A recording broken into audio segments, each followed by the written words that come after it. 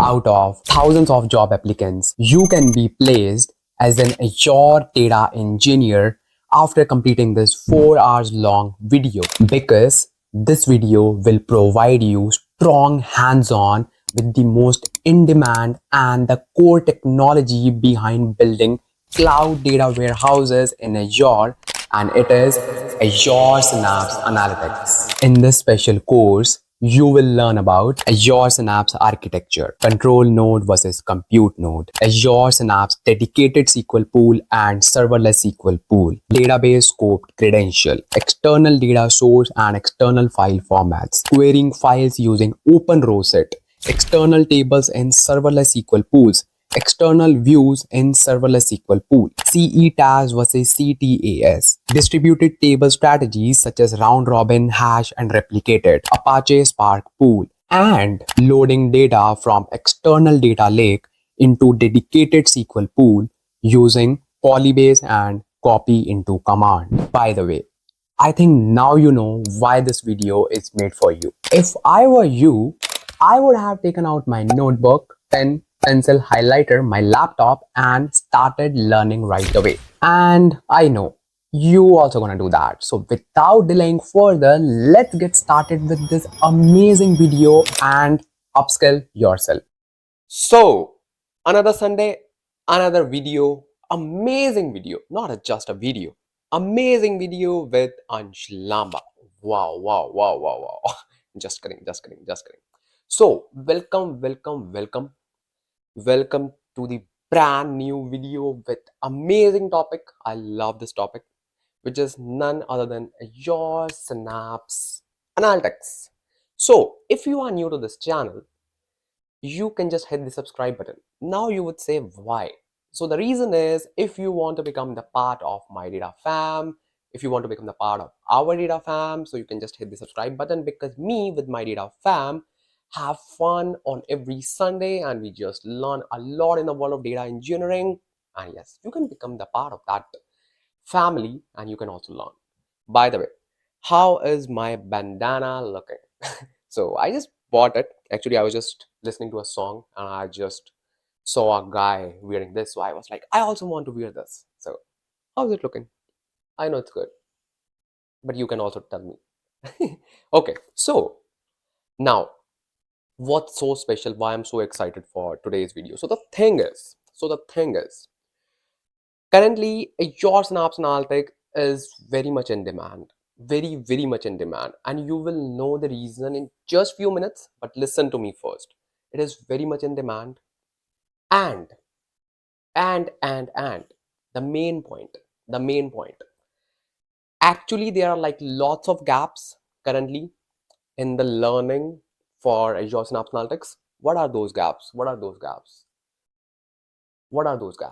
So the gaps are like, if you would be learning Azure Synapse Analytics, so the thing is, not each and every topic is covered, first of all. Second, the major gap that I personally found, that I personally faced when I was learning Azure Synapse Analytics, no one is telling you how to deal with external storage account. No one.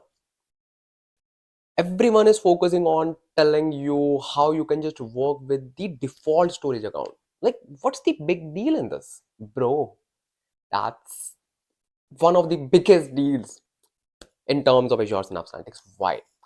Because you need to configure that storage, external storage in Synapse, and that requires lots of efforts, and you need to understand that as well. It's not just about learning the code, it's not just about just following the steps. No, you should know why we are doing this. And if you are not following those things, like attaching the external storage account, working with the external storage account, external data lake, Synapse is very easy. But when you work with external storage account and you are watching my videos, then Azure Synapse Analytics is very easy. So the thing is, I'm not just saying that those videos are bad. No, those videos are really good. So I'm just trying to complete the gaps which are like missed, and I'm just trying to fulfill those gaps. So those videos are really, really good, but this video will cover each and everything. So right from like serverless SQL pool, dedicated SQL pool. Hey, stop. What is this serverless SQL pool? What is this dedicated SQL pool? Okay, I know that I haven't talked about this. I will talk about it in just few minutes. So I was just taking some examples. My bad. So sorry. So we will be learning each and everything, every component that is required for you to set a strong base in the world of in the world of Synapse Analytics. Trust me, each and everything will be covered, each and everything, and including external data lakes, external storage accounts, and you will definitely learn a lot. And once you complete this video, you gonna feel like you can just understand the real-time scenarios. You can work with complex real-time scenarios. You can work with anything because you would know each and everything, the architecture behind everything. Trust me. Trust me. There are like simple ways to get started with Synapse Analytics because everything is automated. But when you actually build projects in the real world, you cannot use those things. You cannot. So I will just tell you each and everything. But, but, but, hit the subscribe button and just hit the bell icon as well. And if you want to become a part of my data fam, I'm just repeating again. So you can also hit the subscribe button and be the part of our lovely data engineering family. I call them as data fam. So I don't call them like subscribers, though they are not subscribers, they are my data fam. So now it's time to get started with this amazing video, which is Azure Synapse Analytics. So first question. What are the prerequisites? Like what you should know before learning Azure Synapse Analytics? You should have a PhD. Just kidding. No. You should just have a laptop or PC with stable internet connection. Otherwise, you will be seeing video being buffered. So, second thing, Azure account. You should have an Azure account. Even if you do not have, don't worry. I will just tell you how you can just create a free one. So, do not need to worry.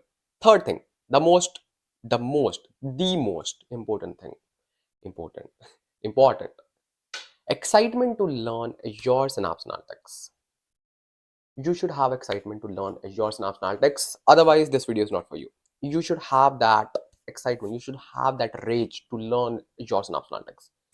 If you all have all the three, then let's get started. First thing, before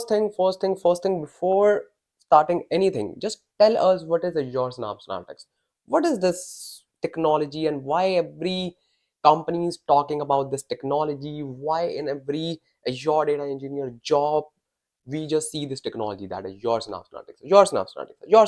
So you will get the answer today. Why companies are putting Azure Synapse Analytics in their job portals and why you see Azure Synapse Analytics as a requirement in every job description. You will know. So basically, this is the Azure Synapse Analytics, you can say architect, not an architecture, just an overview. I will explain you what's that.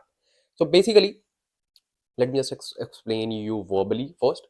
Azure Synapse Analytics is like can unified is like a unified solution for data engineering solutions. What's that, bro? What did you just say? Okay, let me just repeat. So basically, if you are a data engineer, right, and if you want to perform each and everything means ETL, transformation, data warehousing, data lakes, everything. So this is a unified solution. This is a one-stop solution in which you can perform all the things under one umbrella, under one platform. That is Azure Synapse Analytics. This is the simplest definition. Now let's go deeper. When I say this is one-stop solution for everything, obviously the first thing is data loading, data ingestion. So for that, it has something called data integration. What does it mean? In Azure Synapse Analytics, it has embedded Azure Data Factory inside Azure Synapse Analytics. so that you can create same data pipelines in Azure Synapse Analytics. Wow. So now you do not need to just go to Azure Data Factory, then create the data pipelines. You can, but you have the option in Synapse Analytics as well. And you can directly build the pipelines in Synapse Analytics. Everything is same, ditto same. Okay. Second thing, you said that you can also transform the data. Yes. We have something called runtimes, which is this Apache Spark. What does it mean? Have you heard about Databricks? No? So basically Databricks is just an application, or you can say a management layer on the top of Apache Spark, through which we can just use Spark clusters and we can just transform data in the form of notebooks, Spark notebooks. So similarly, exactly similar, Synapse Analytics has created something called as Spark Pool. Spark Pool. Don't worry, we will discuss it in detail. Don't worry, bro. Just calm down. We are just having an overview right now, right? Okay, so basically it has something called Spark Pool. So in that Spark Pool, you can create the notebooks using your PySpark functions, using your, if you are familiar with Scala, you can just use Scala. Like, you can do exactly same things as you do in Databricks. Same, almost same, not like 100% same. Obviously, there are like some functionalities which are only available in Databricks, but almost same. I can say if you are familiar with Databricks, you can easily work with Spark Pools. If you are familiar with Spark Pool, you can easily work with Databricks. Both the ways. Simple. Then third thing, you said that we can also build data warehouse. Yes, that is the prime reason behind Synapse Analytics. We have something called SQL Pools. Okay, we have SQL Pools. Okay, yeah, we have SQL Pools. So in that SQL pool, we can just create data warehouse. How data warehouse is different from database, you already know. Database is for transactional records, and data warehouse is nothing but OLAP, that is online analytical processing, and that is for storing large amount of data, which requires reading large amount of data instead of just few records. And it updates large amount of data as well, instead of updating 1, 2, 3 or tens or like small amount of records. So it is, by the way, by the way, in Azure Synapse Analytics, we have like SQL Pool. And before this, we had something called as, we, if you know, you can just type it, because I also didn't know this. So basically, we have something called, we had, now we don't have, it is just renamed now. We had something called a SQL data warehouse, Azure SQL data warehouse. Like, we have Azure SQL database, right? We had something called Azure SQL data warehouse, but now it is renamed as Dedicated SQL Pool. What is this dedicated SQL pool? You are just repeating this word again and again. Okay, so sorry. We will discuss it. So sorry. So this was all about Synapse Analytics. Like, this is an application where you can just do everything. Everything means everything. And today we will be focusing on the data warehousing side, because Synapse Analytics is the prime reason for Synapse Analytics. Or what are you saying, bro? Synapse Analytics is the prime reason for the data warehousing. So today we will be learning each and everything, each and every component of data warehousing related to Synapse Analytics.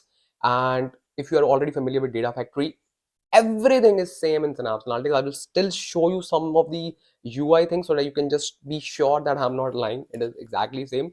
So if you know Data Factory, it is exactly same. If you do not know Data Factory, here's a gift for you. I have created a dedicated 4 hours long video on Azure Data Factory. You can definitely watch that, and that video has covered each and everything from scratch. So once you complete that video, you will be like well versed with Azure Data Factory, and you do not need to worry. So I will just attach the link in the description. You can just check it, and definitely then you can just learn this. Now, hold on. Before just going to that video, if you do not know anything about Azure Data Factory, do not need to worry, because we are learning Azure Synapse Analytics. You do not need to know Azure Data Factory for sure. Yes, after watching this video, you can just watch that video. Okay, so you can just click on the link, you can just like it, or just put it in your bookmark or watch list or playlist, anything. You can just save that video. Okay, okay. I'm just obsessed with this banana. I'm just looking cute in this. So jokes apart, jokes apart. Now, very important thing. So this storage account, I'm talking about this. So Now the thing is, you should use external storage account. When you create Synapse Analytics, you create one storage account as well, but we should not use that because in the real world, our data is residing in the external storage account. So we will be using external storage account, and once you do that, you will be well versed. I am repeating this again and again because it is very important. It is very, very important. Trust me. When I was learning Synapse and I was like, bro, I understood the concept, but I want to work with external storage account because my data is in the external storage account. Why I would be just uploading my data in the default storage account? Because I knew that this concept is important. Then I just dig deeper, deeper, deeper, and I found some insights, some documentations, like some documentation on like Microsoft Pages. Now you do not need to go there and just reading everything. Here is a boy Ansh Lamba will explain everything to you. Okay, simple, sorted, sorted, sorted. Now you have like good understanding in Azure Synapse Analytics. Okay, now what's next? What's next? What's next? Finally, finally, what is this Azure Synapse SQL Pool? What is that? What's that? Any guesses? Any guesses? Any idea? What do you think after reading this word? Any guess? So basically, Azure Synapse SQL Pool. Hey, wait. Where's your notebook? Where is your notebook? If you do not have your notebook, just bring your notebook right now. Right now. Just pause the video. Just bring your notebook right now. Put it on your desk, on your table, on your sofa, on your bed. I don't care. Just bring your notebooks, pen, pencil, highlighters, and some snacks you can just enjoy as well. Because food is important, right? So just bring everything right now. Just pause the video. I'm here. I'm not going anywhere. Just bring everything here and then just start the video. Because now you need to just note each and every point that I'm saying. Okay? Okay. First of all, I trust you that you have brought your notebooks and all. Okay? What is a Azure Synapse SQL pool? So basically,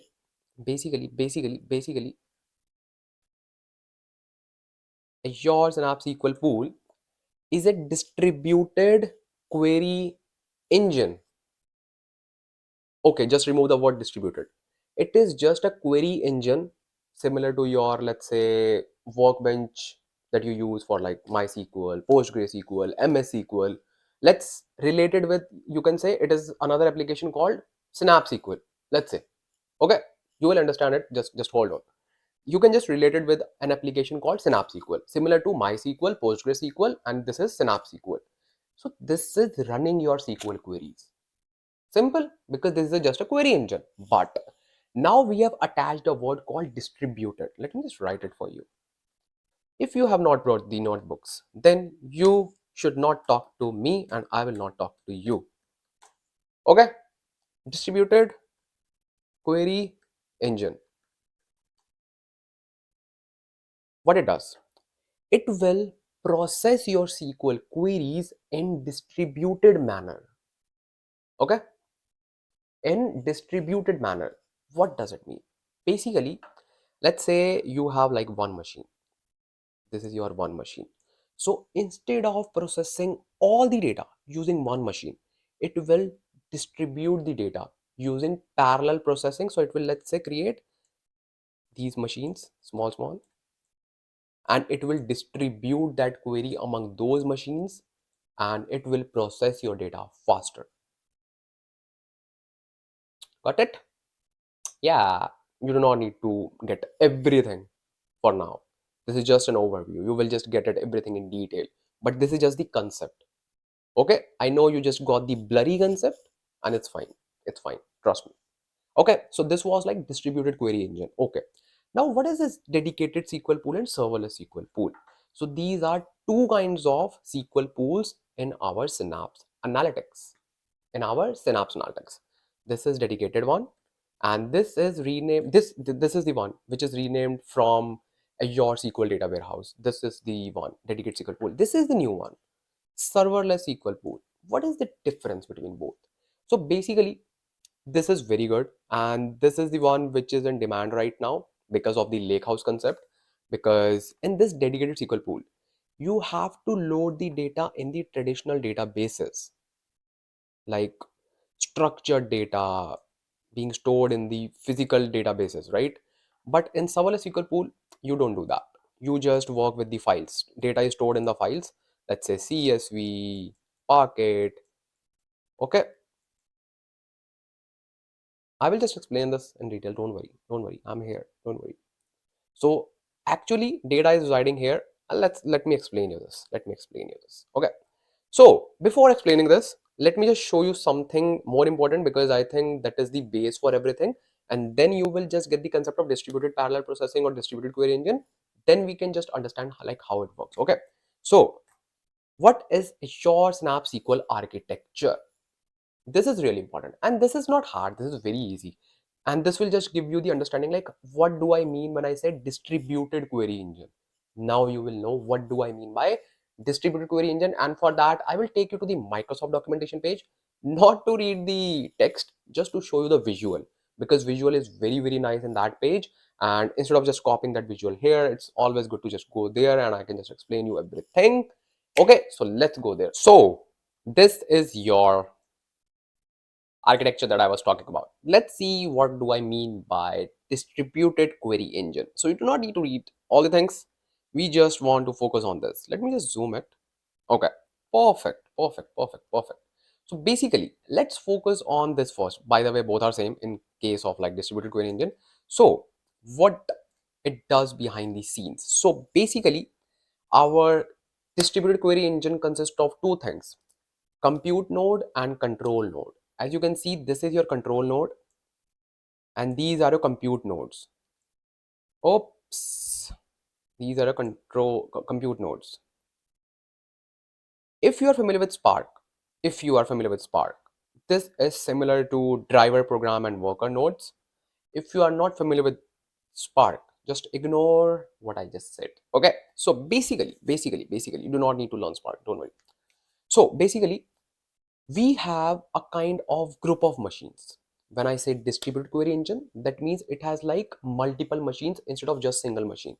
When you run PostgreSQL, when you run MS SQL Server, when you run, let's say, MySQL, you are just running everything on one single machine. That is your PC, right? But when you use cloud, that means Azure Synapse Analytics, right? Then they have multiple machines. They have many machines. Okay, and like how many machines they have, it varies from 1 to 60. I will just tell you, don't worry. So basically, they have one machine which is called control node. As the name suggests, it controls everything. Control node is the brain of the whole group of machines. So whatever querying we are sending to Synapse, it is going to control node. Okay, and then it is just segregating all the information and just sharing that all the information to these compute nodes. Why? Because these compute nodes are your actual workers who are processing the query, who are just processing the information and giving back the results to you. This control node is not doing anything.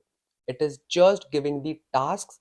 It is just giving the information to the to the compute node, which are these.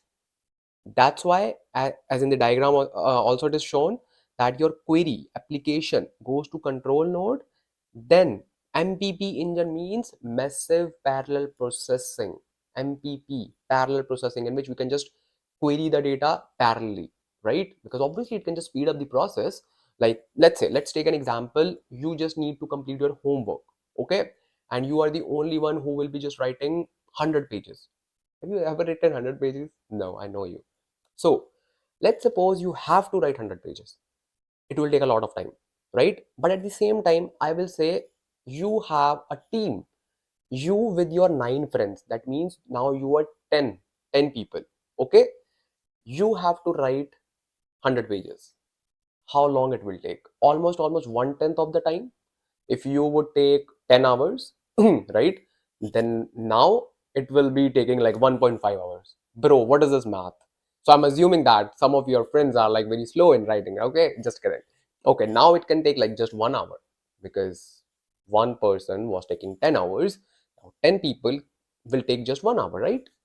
So that's the power of parallel processing. You can just parallelly process the data. That's where we have this dedicated SQL pool and serverless SQL pool, where we can just run the data parallelly. So these are the compute nodes, and this actually processes the data, and this gets your data from the Azure storage. Simple? Yes. Now, what is the difference between dedicated and serverless SQL pool? In terms of architecture, there's not much difference. Why? Because both are working on the same concept, that is parallel processing. I am not telling you the difference between dedicated and serverless SQL pool, how they function, but I'm just talking about the massive parallel processing architecture, only MPP architecture. Do not get confused, okay? I will just tell you that part as well. Do not worry.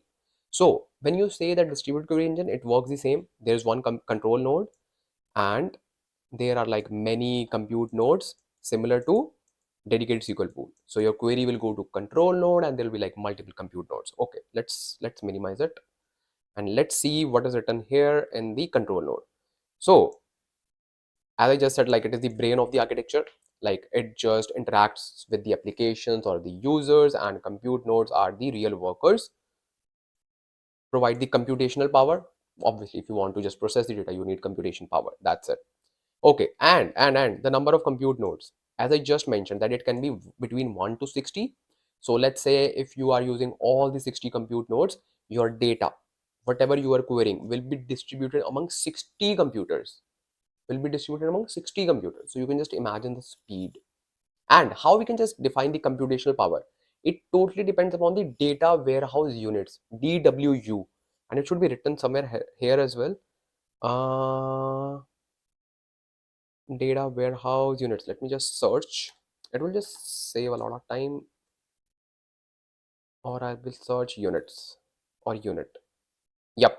See, for a dedicated SQL pool, the unit of scale is known as like data warehouse unit. So you can just define the power of your compute node using this data warehouse unit. Simple. This was about the architecture. Now let's see what is the difference. What is the actual difference? So basically, in case of dedicated SQL pool, you need to pay for the storage, you need to pay for the computation, even if you are not querying anything. If you have data stored in your database, you have to pay for it. You have to pay for it. Let's say you have a table, or let's say you have a database. Okay, this is dedicated database, dedicated SQL database. Okay, this is dedicated. Then even if you are not using this, what does it mean? Let's say you created your database and you did not query for at least a week, but you need to pay for 1 week. Why? Because your data is stored there, right? Your data is managed by the dedicated SQL pool, so it is storing your data. So that's why you have to pay for it. And as I just said, that you need to store the data physically in this database. That's why it is expensive. That's why. But in case of serverless SQL pool, you, let's say, created a database, right? But this time you created serverless, like you use serverless SQL pool. Then you do not need to pay for the data. Why? Because you have the data in the data lake. Your data is not being stored, physically stored in the serverless SQL pool. No, no. It is querying data directly on the data lake. That's why you will only pay for the data that you are processing. Let me repeat again. You will only pay for the queries or for the data that you are processing. Okay, and if you are not running any queries, you will not get paid. You will not. Yeah, yeah. Trust me. You will not be charged. So, understood? And let me just give you a hint like how it works. Like obviously we will be just covering serverless SQL pool in detail, but just a hint like this is your, let's say, data lake, and your data is stored here. It queries this data. It queries this data directly. And how this queries the data? I will tell you. Don't worry. Don't worry. Don't worry. You will learn everything. Okay. This is sorted. This is sorted. I hope this is sorted. Next thing. Next thing. What is Azure Synapse SQL architecture? Bro, you have already told us. I know. So, what is Spark Pool? What is Spark Pool? We want to know Spark Pool. Okay. For Spark Pool, let's go to the documentation. And before going to the documentation, let me just give you some overview of Spark Pool. Basically, have you ever used Databricks?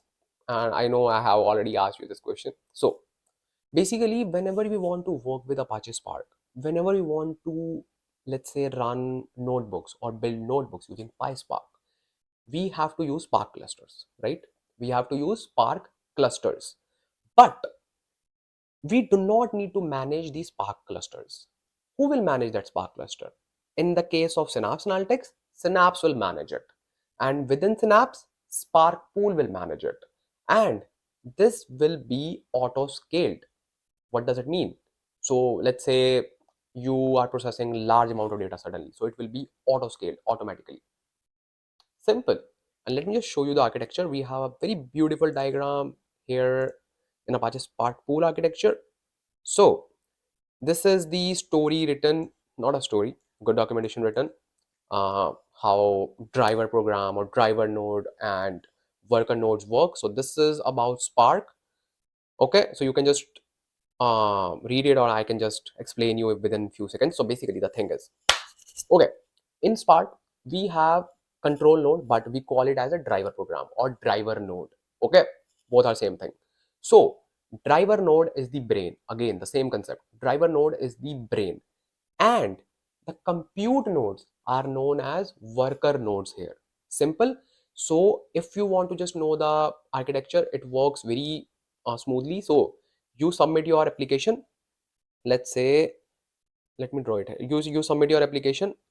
That means, like, let's suppose this is you. Okay, you submit your application to the driver program, to the compute node. I'm just relating with Synapse so that you can just understand.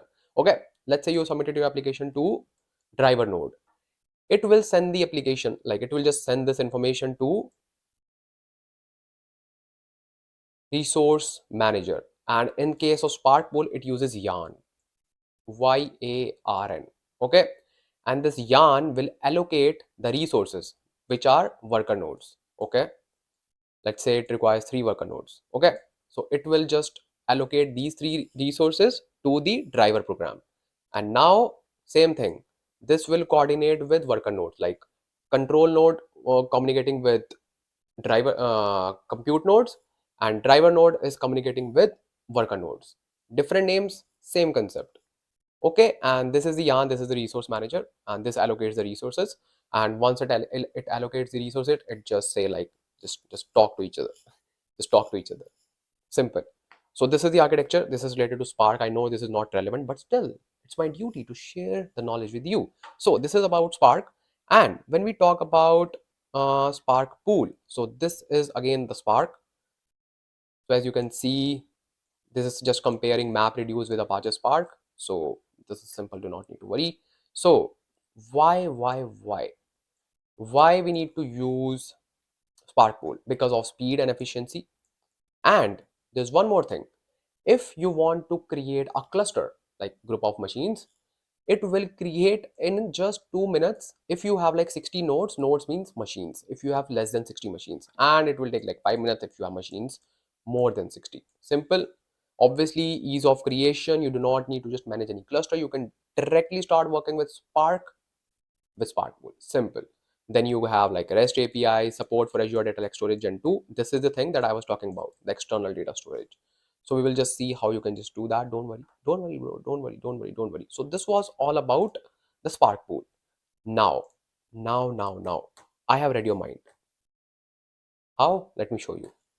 I know you are just saying this. Enough information is provided. Can we start building our project? Which project? Basically, the project. It's a kind of project like that we are doing for Synapse Analytics. Not the like the project, but yeah, learning Synapse is itself a project, right? So I know that you are saying this, and I have to start actually with Synapse Analytics. But I think these fundamentals are really, really important, and I hope you will just make notes because these are the concepts. Now your fundamentals are clear. Now you can actually relate with the practical knowledge, with the practical things that you'll be doing, practical activities. But before these fundamentals, you cannot relate with those practical scenarios. So now What you'll be doing, we will first create our free Azure account because that is important, that is required.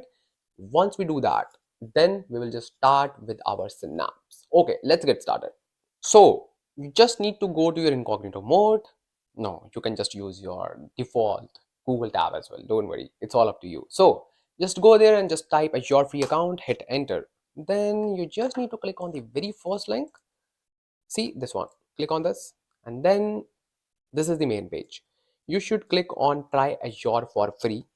Do not click on pay as you go because this is a paid account and you need to just pay for the services that you use.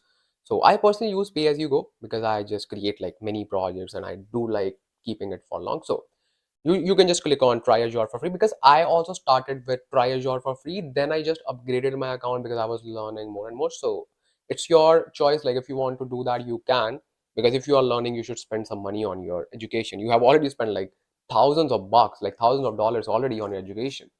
And I don't know where you are using that education, but you will be using this education. So smart choice. Okay, don't worry. No worries. I'm not encouraging you to pay for the Azure usage. I'm just telling you that it's your choice and you should feel good if you are just paying. Do not feel like, oh, I have to pay for it. No, bro. You're just paying. You're just investing in your career. You're just investing for your future. You have already just paid for like so many useless these. I won't take names. So these like shitty web series platforms. So I don't know. So if you do not have any Microsoft account, you can just create your Microsoft account. And obviously you can just use that Microsoft account for like email services and all, and you also get some free storage. You can use that, bro. So if you do not have, just click on create one and you can just quickly create your account and just put your credentials here. I already have my credentials, so I can just put it here and then we will see a page. I will show you. I will show you. So I have just put my credentials and now it is just loading the screen and it should take just few seconds and yeah, it shouldn't take much. Yeah, so this is the screen which is very very important. Why? Because here you just need to put your all the information like your name, email address, where you live, blah blah blah. Then as you can see that you get the popular services free for 12 months and some services like always free.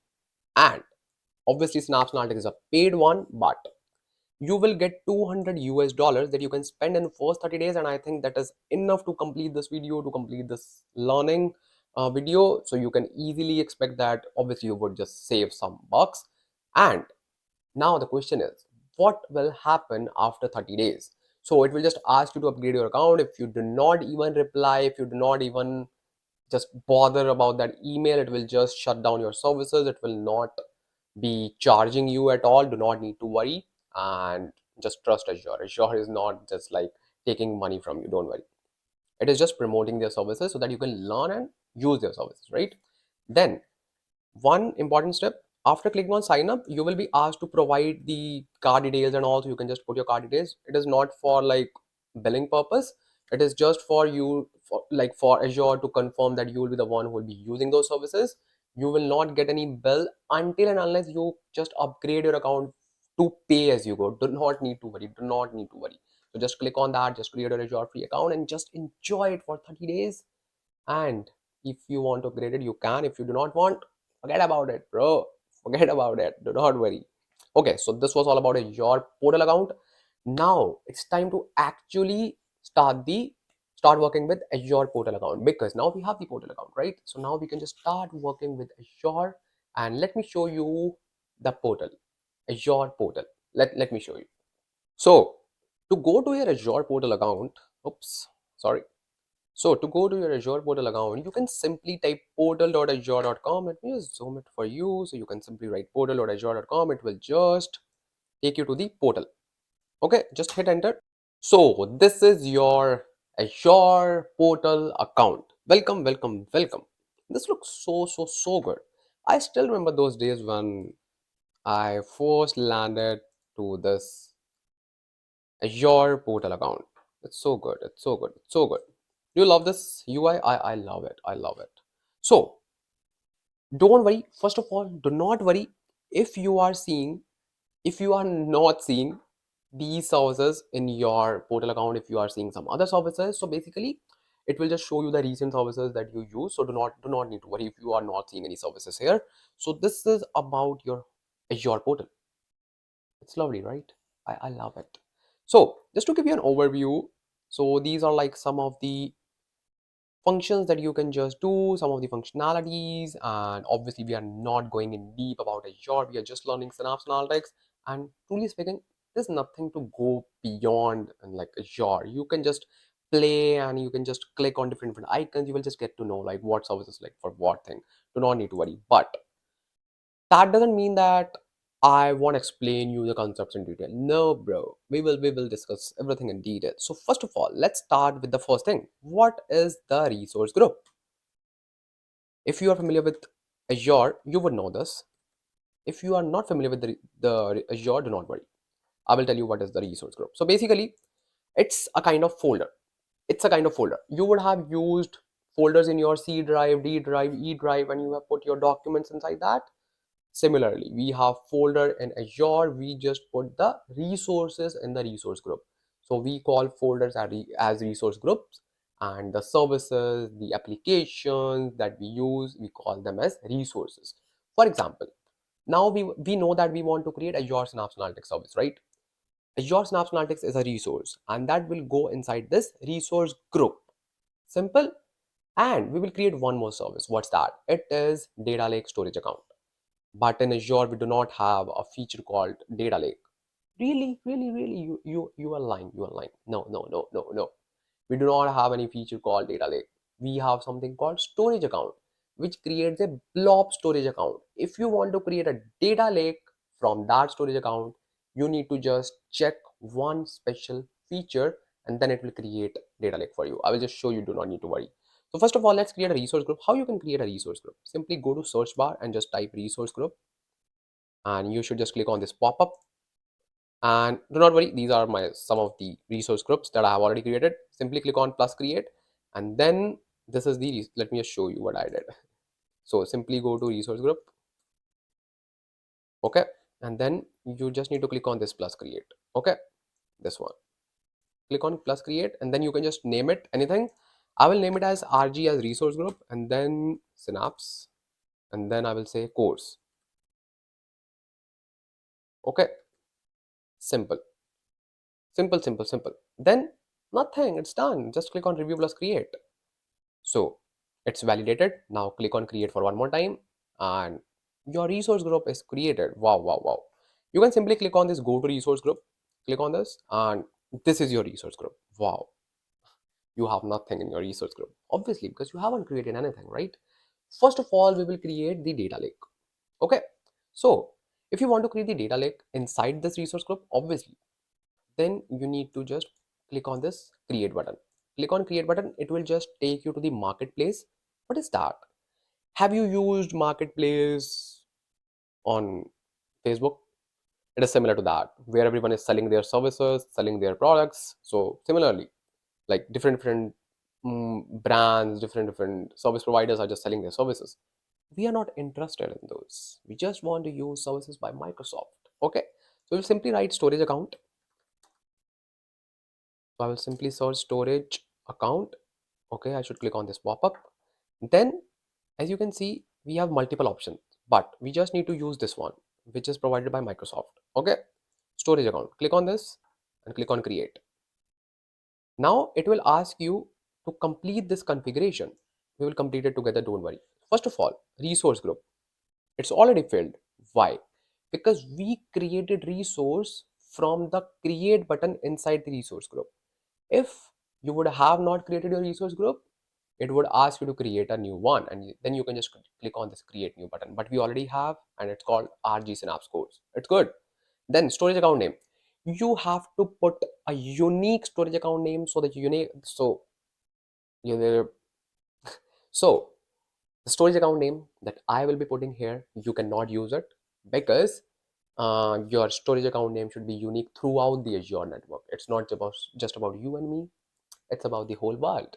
So let's say I want to just give name as Data Lake Synapse. I hope so it is available. No, see, it is saying that this is not available. This is already taken. Someone has already taken your storage account. So we don't care. So we can just change our name and we can say Data Lake Ansh if it is available. What? This is also not available. Oh, because I just created the storage account in my previous project, I guess. Yeah. So I can say Ansh Data Lake. This is not taken. Ansh is not taken. Okay, so you can also use your word as prefix and then you can just say Data Lake. It's simple and easy to find as well, right? If you are not taken. Okay, so primary service, we do not need to select it because we will just select Data Lake after that, after this step. So first thing, this step is very important. Which one? This one. Data redundancy options in Azure Data Lake. So basically we have four options available: LRS, ZRS, GRS, GZRS or GZRS. So I will simply pick LRS. Tell me the reason why. Because LRS is the cheapest option because it creates a duplicate copy of your data within the same data center. And which is the most expensive one? It is GZRS that creates your duplicate copy in the other region, yes, of the data center. So simply pick LRS, it is the cheapest one. Obviously you will not be charged, but I'm just telling you because you can just save the money for your company and your manager will be very happy. Really? Okay. Okay. Now the second step, I just clicked on next step. So this, just scroll it down and you will see this important feature, which is enable hierarchical namespace. This is the feature that we need to enable, and when we enable this, it creates Azure Data Lake instead of Azure Blob Storage. And what is the difference between both? So basically, when you just create the data lake, you have container, right? You have container blob as well. Let's say this is your blob, this is your data lake. Okay, let me just write it as well. This is data lake, this is blob container, data lake container, blob container. So within this container, you can create folders hierarchically, but in case of blob, you cannot create. This is the difference. And we want to create data lake so that we can just store folders within the containers. Okay, now you can simply click on review plus create and it will just validate it. And once the validation is done, it's done. So simply click on create and it will just create your storage account. Simple, simple. And it is in progress. It will just take few more seconds and it should just deploy your storage account. And you can also call it as data lake. And after this, we will create our Synapse resource. And then you will know each and everything practically and in detail. And do not worry, you will learn a lot. Today, you will learn a lot. Today, this Sunday, you will learn a lot. I know you miss me on Sundays. I know that. See, it is deployed. Now you can just click on go to resource or you can just click on home button and then you can just click on resource groups and then you will see all your resource groups. In your case it will be just one, so I just need to find it. Where is mine? Okay, here it is. Now you won't see it is empty because now we have a data lake which is called Ansh Data Lake. Simple. Now it's time to create the Synapse resource as well. Let's create that. In order to create the Synapse workspace, you can just simply click on create button and then we will simply write Synapse and it should show up the pop-up and just click on this one which is offered by Microsoft. Click on this and just click on create button. Okay, so now you would have asked me like question, what is this managed resource group? Because we have just created the resource group and it is already filled. Why do we need to create another resource group and why it is called managed resource group? So the thing is, this resource group will be used by Synapse. Why? Because it will just keep all the resources which are managed by Synapse only, such as storage account. Do you remember I just talked about the default storage account which is assigned to Synapse and everyone is talking about uploading some data there and it is very easy to use. Why it is very easy to use? Because it is managed by Synapse and it is auto synced with that Synapse workspace. What is the use case of it? When we create, let's say, managed tables, So the underlying data will get stored inside that storage account, and you can directly access that storage account because it is managed by Synapse. That's why I created a dedicated different data lake so that you can know actually how to assign roles, how to give the right permission, and then you can access the data lake. Not the data lake which is managed by Synapse. This is the reason. This is the reason. So obviously we need to just define the managed resource group. Even if you do not define it, it's fine. Why? Because it will just give some random name to it and it will just create the managed resource group. We should not touch that resource group. It is just for Synapse. It is not for you. So I'll just leave it as it is. Now workspace name. I can just pick workspace name Ansh Synapse workspace. You should not write Ansh. You can write if you love me, but if not, it's fine. Okay. Region I will pick. Let's say Central US. Okay. Now, what is this account name? What is this? Let me just show you. If you just click on this I button, it will say this account will be primary storage account for the workspace holding catalog metadata with the workspace. This is your default storage account. This is your default storage account. Very good. So it is suggested that you should always create a new storage account instead of just assigning a pre-existing one to the workspace.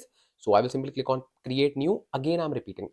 We are just creating these storage accounts for the Synapse so that Synapse can use those storage accounts to just manage our catalog, data, metadata, everything. But our real data will reside in our external data lake that we just created. Simple, sorted. That's why I was telling that thing that there are some gaps which are not yet filled, but now it is being filled with me. Okay, no worries. So I will just click on create new and I will simply say managed storage Synapse Ansh. Okay, that's a good name.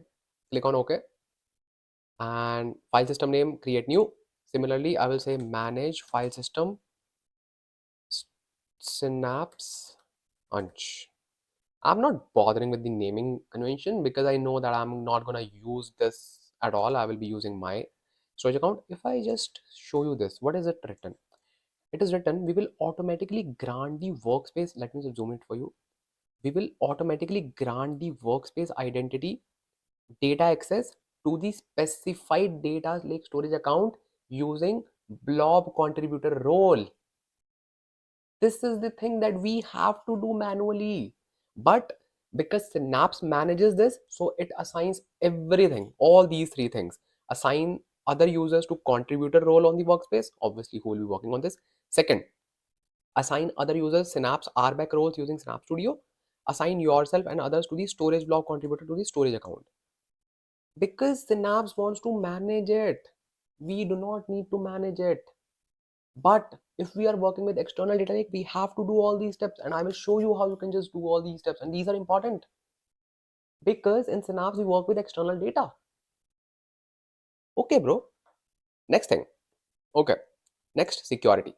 Then you just need to define your admin and password. So if you would have worked with, let's say, MySQL or PostgreSQL, you would have just created your admin and password, right? If you remember, same thing, we just need to do it here as well because we'll be using databases and these credentials we can use it. Okay, so I will simply say SQL admin user. Okay, let's have it, or let me just choose admin only. It is easy to remember.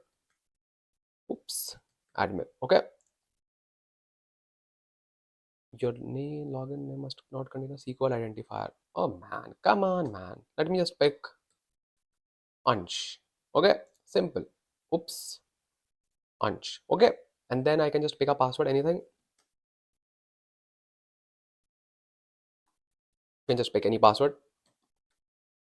You can just put your name, your friend's name, your girlfriend's name, boyfriend's name, anything. I have heard like people just put their girlfriend, boyfriend's name in the password. Really, bro? Really? Come on, man. Grow up. What are you doing? Then click on next, networking, and then click on next. This is your tag. Okay, then as you can see, it is showing us serverless SQL pool estimated around $5 per terabyte. I told you that serverless SQL pool will charge you based on the size of the data that you are processing. So if you're processing 1 TB of data, it will just cost you $5. That's it. Simple. Obviously, you are not processing 1 TB of data. And this is a free Synapse Workspace for you because you're using a free Azure account, but it is giving you an estimate that how much you can just expect. Okay, then just click on create and it will just create your workspace. Why it is failed? Let me just check. Did I miss something? Let me just click on redeploy. And maybe we just forgot something to put it. Wait, let me see resource group. We can just again select our resource group, which is this one. Okay.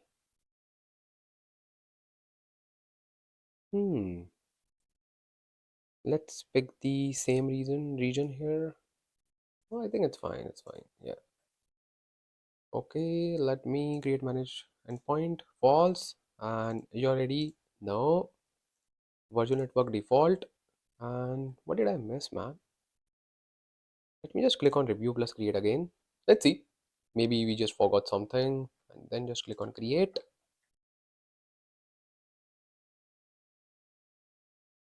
Now it is just deploying again. Maybe we missed one box, maybe in the networking. And let's see. Now it is creating. And now it is saying that deployment is in progress. So it should take like 1 to 2 minutes and it should just deploy your Synapse workspace.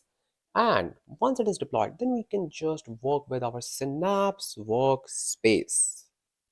Okay, so I can just drink some water till the time it is deployed and I'll see you soon. So as you can see that our Synapse workspace is successfully deployed. So are you excited to open your Synapse workspace? Let's open it. Simply go to your home tab and then just click on Azure Synapse course, and then you will see something called as man storage synapse launch. This is managed account. This is your managed account. So if you just click on this and if you just click on the containers, you will see there's already a container. If you remember, what's that? This is the container that you created during Synapse deployment. The file name, the file system, if you remember, let me just zoom it for you. Manage file system synapse launch. So this is your container. If you just open this, obviously it is empty because we have not put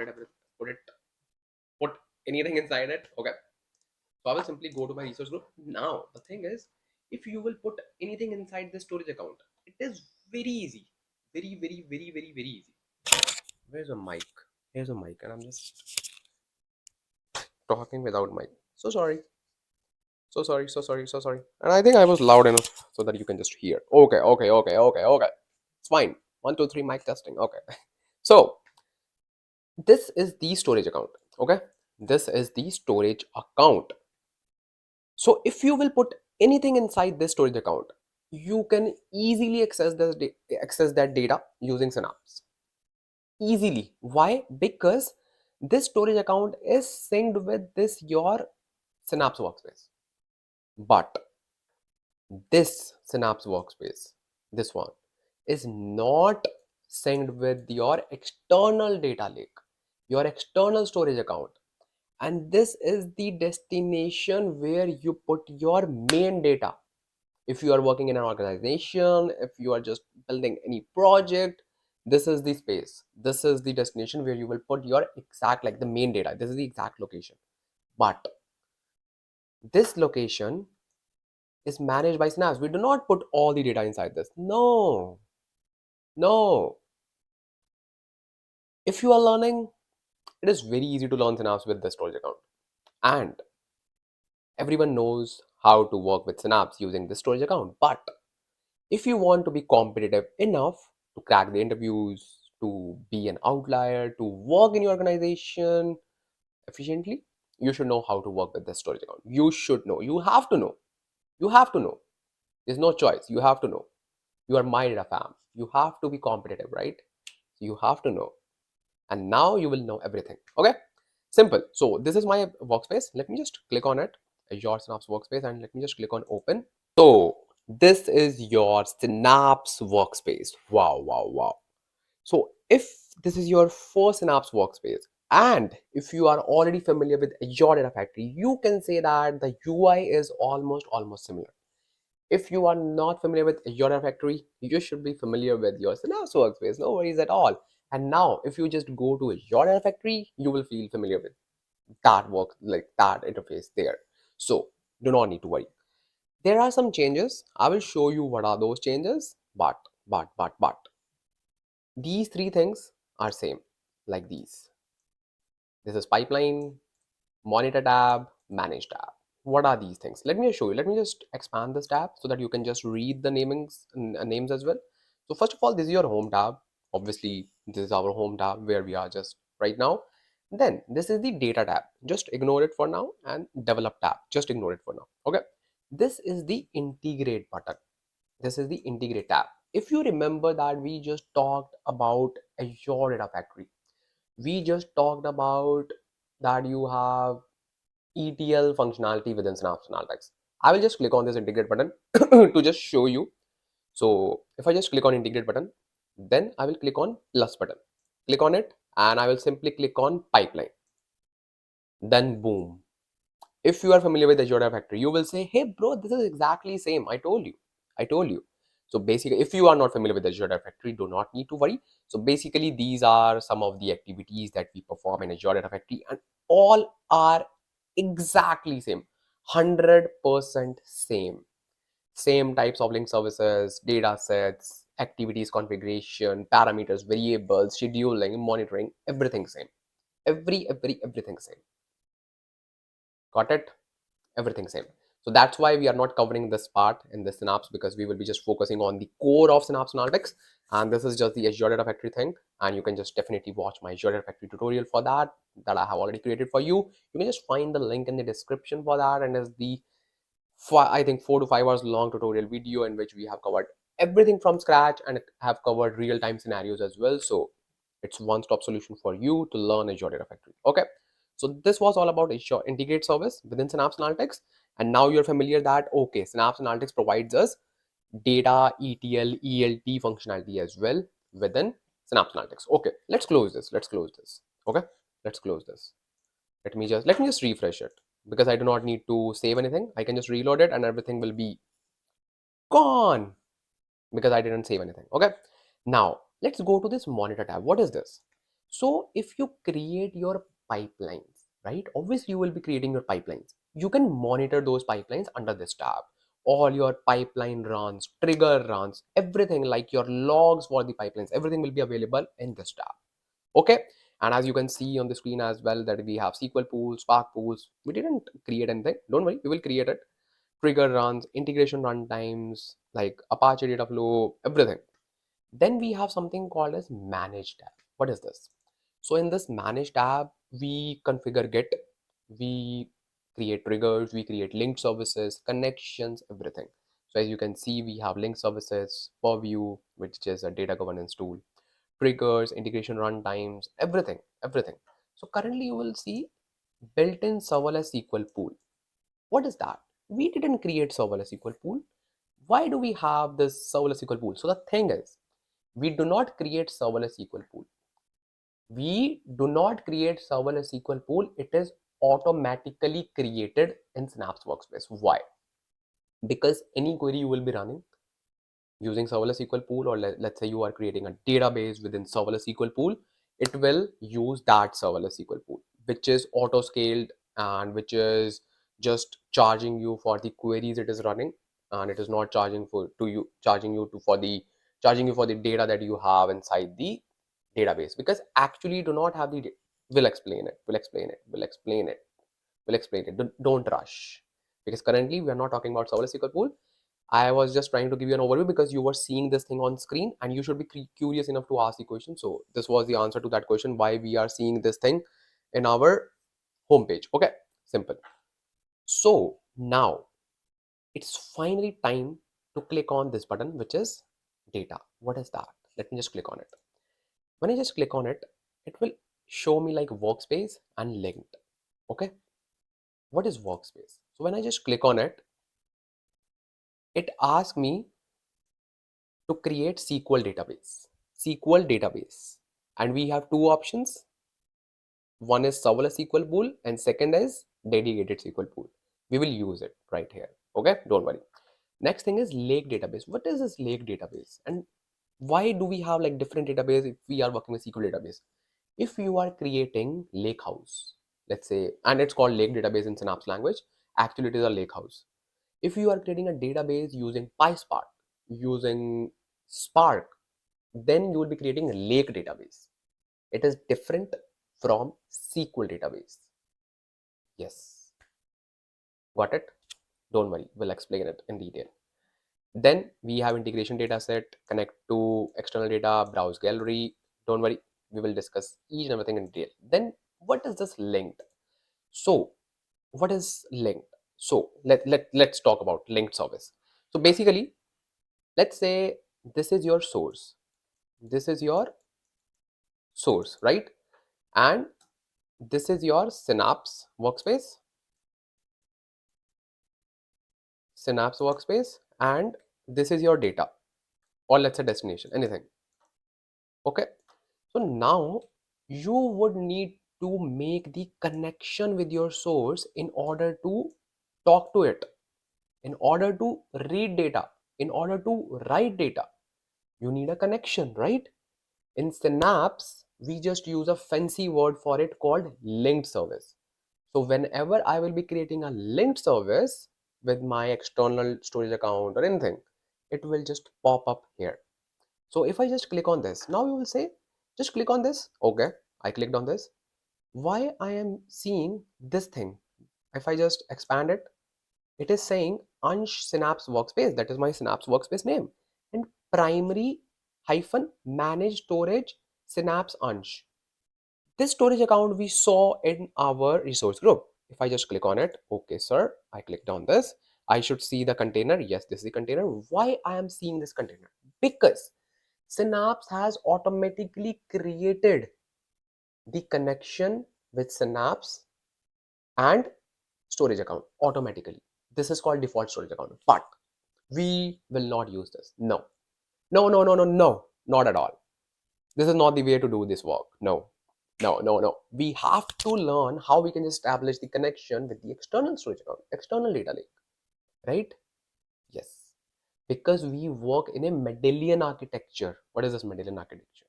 Medallion architecture is a kind of architecture that we follow to create end-to-end data engineering solutions, in which we have three layers. Let me just write it for you. One is like raw, one is raw, second is silver, then gold. So we have these three layers, raw, silver, gold. And sometimes we use different storage accounts for each layer. How will you just store all the data in one storage account then? How? You cannot. Okay, that's why in the real world we work with external data lakes.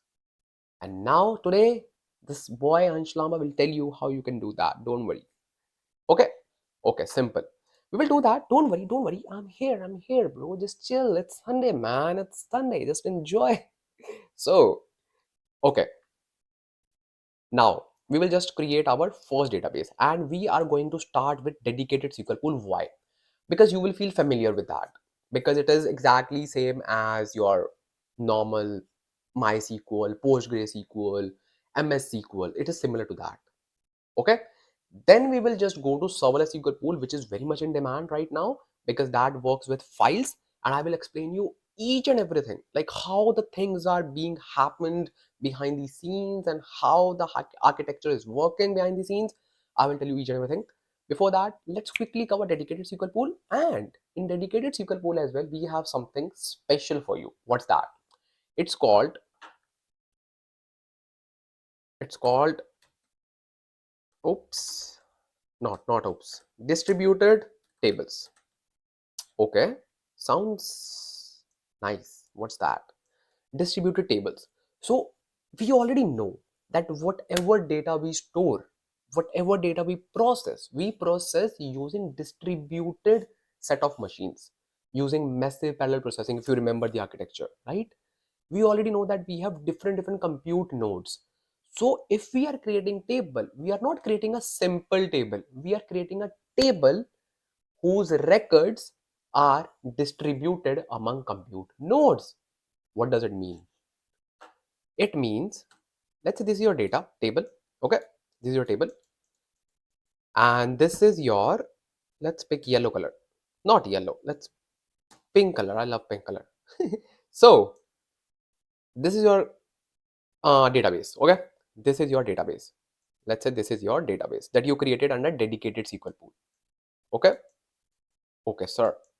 Dedicated SQL pool. Now, if you just write this data to this database, okay, it will show you that table is here. Obviously, we will be querying this table, but actually, behind the scenes, the data inside the table is stored in compute nodes, like different machines, different distributed machines. Okay, your data will be stored in, like, let's say 60 compute nodes.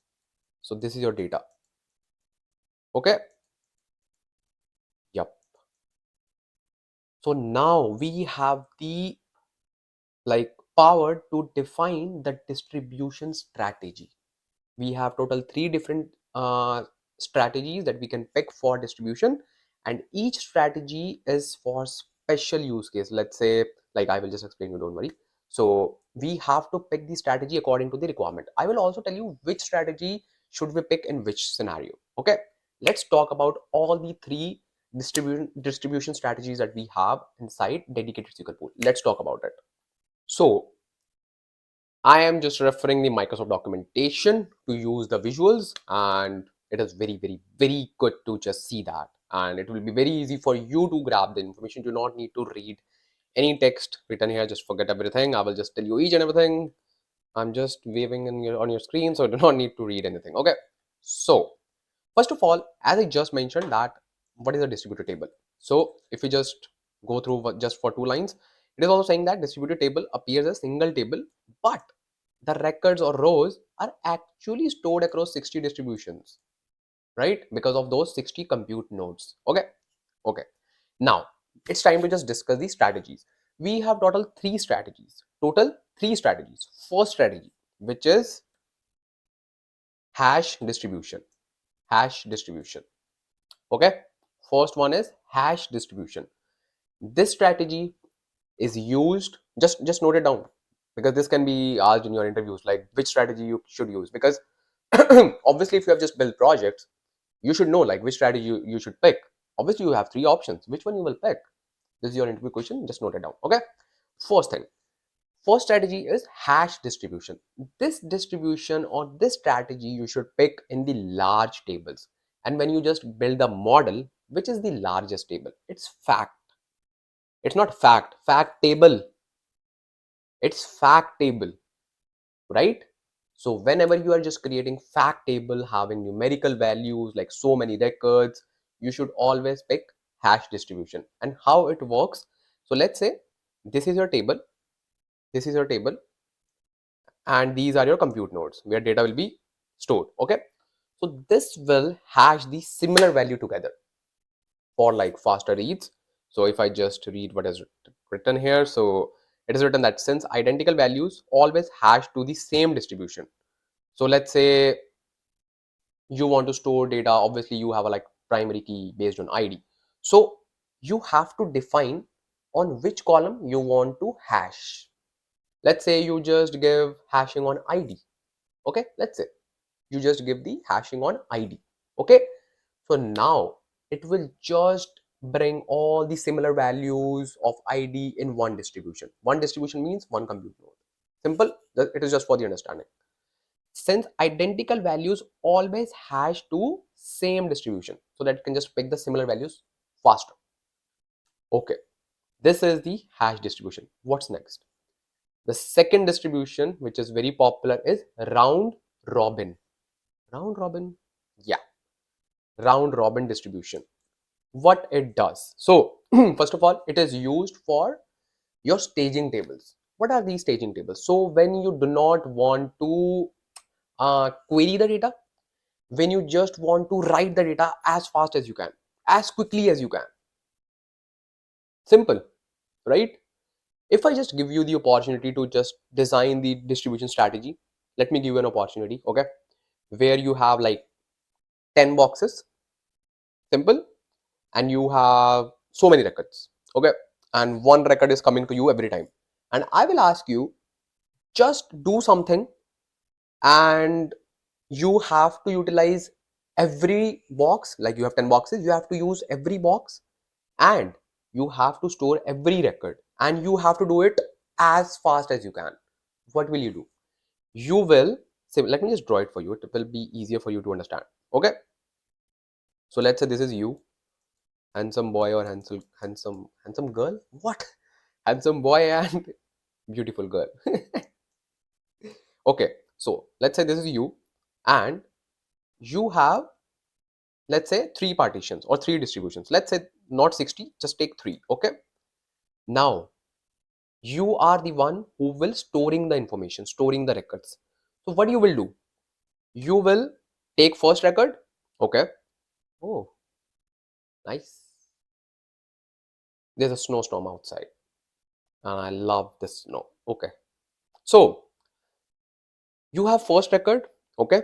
You will store this record here, okay? This is done, this is done, because you have to use all the containers, all the boxes, okay? You have second record, you will put it here. You have third record, you will put it here. Then you have fourth record, you will again put the first, put it in the first one. Then you have fifth one, you will put it in the second one. You have sixth one, you will put it in the third one. So you will just use the distributions like one by one, and you will not think much. You will not apply any logic to combine the similar values together. You will just use first container for first, second container second, third container for third, fourth value you will just put it inside the first one, because you just have three boxes, right? Same thing happens in round robin distribution. It will just put the data, let's say, in first partition, second, third, fourth till 60, okay? So first record will go to here, second here, third here, fourth here, 60th record here. Now 61st record again will go to the first box. Simple. That's why it is very convenient when you want to use it with staging tables, because in staging tables we do not want to just read that data, we just want to write that data as fast as can, just dump it. That's it. That's why we use it with round robin table, or like round robin with staging tables, okay? Simple. Now the third one.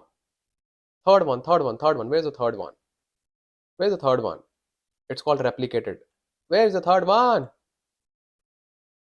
Let me just search it. Replicated. Okay, here it is.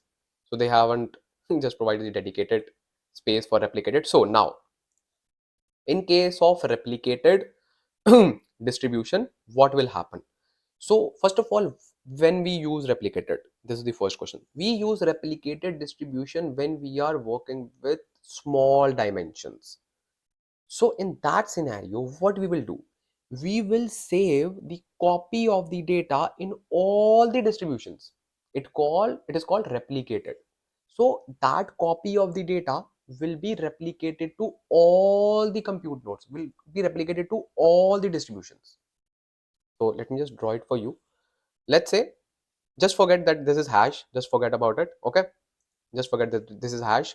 This is your table, and this is a very small dimension table, and it will just save the copy of this table in each compute node, in each distribution, exact same copy. Remember, it should be very small so that it can just fit in the compute node or distribution. So you can just easily map the values with that, because you need to just apply joins like with the fact table, and your fact data is distributed among so many nodes, right? And your dimension table is replicated to each node. You can easily apply join, whatever data you want, you can just apply join, bro. Simple. This is very important question in terms of practical scenarios, plus in terms of interviews as well. So this was very, very, very important. Okay, so now we know all the three things, like all the three modes. Now I will show you how you can actually create these distributed tables. Let me show you. So we are in our Synapse workspace. So if we want to create the table, what we need first? Obviously the database. Okay, so for that we will simply go to data tab. We will simply click on plus and we will say SQL database. Why? Because we want to create a SQL database. Okay, let's create it. Then it will ask us which type of pool you want, serverless or dedicated. Obviously we want dedicated, so I will click on this and click on SQL database, click on dedicated, and this is saying that you haven't created any dedicated SQL pool. So now it's time to create the dedicated SQL pool. Let's create it. So you can simply click on manage pools, or you can simply go to manage tab and go to SQL pools and then click on plus new. And now we will create dedicated SQL pool. So first of all, dedicated SQL pools are very, very, very expensive, very expensive. So I have to just put performance level as the minimum because it will charge me a lot. See, estimated cost $15 per hour.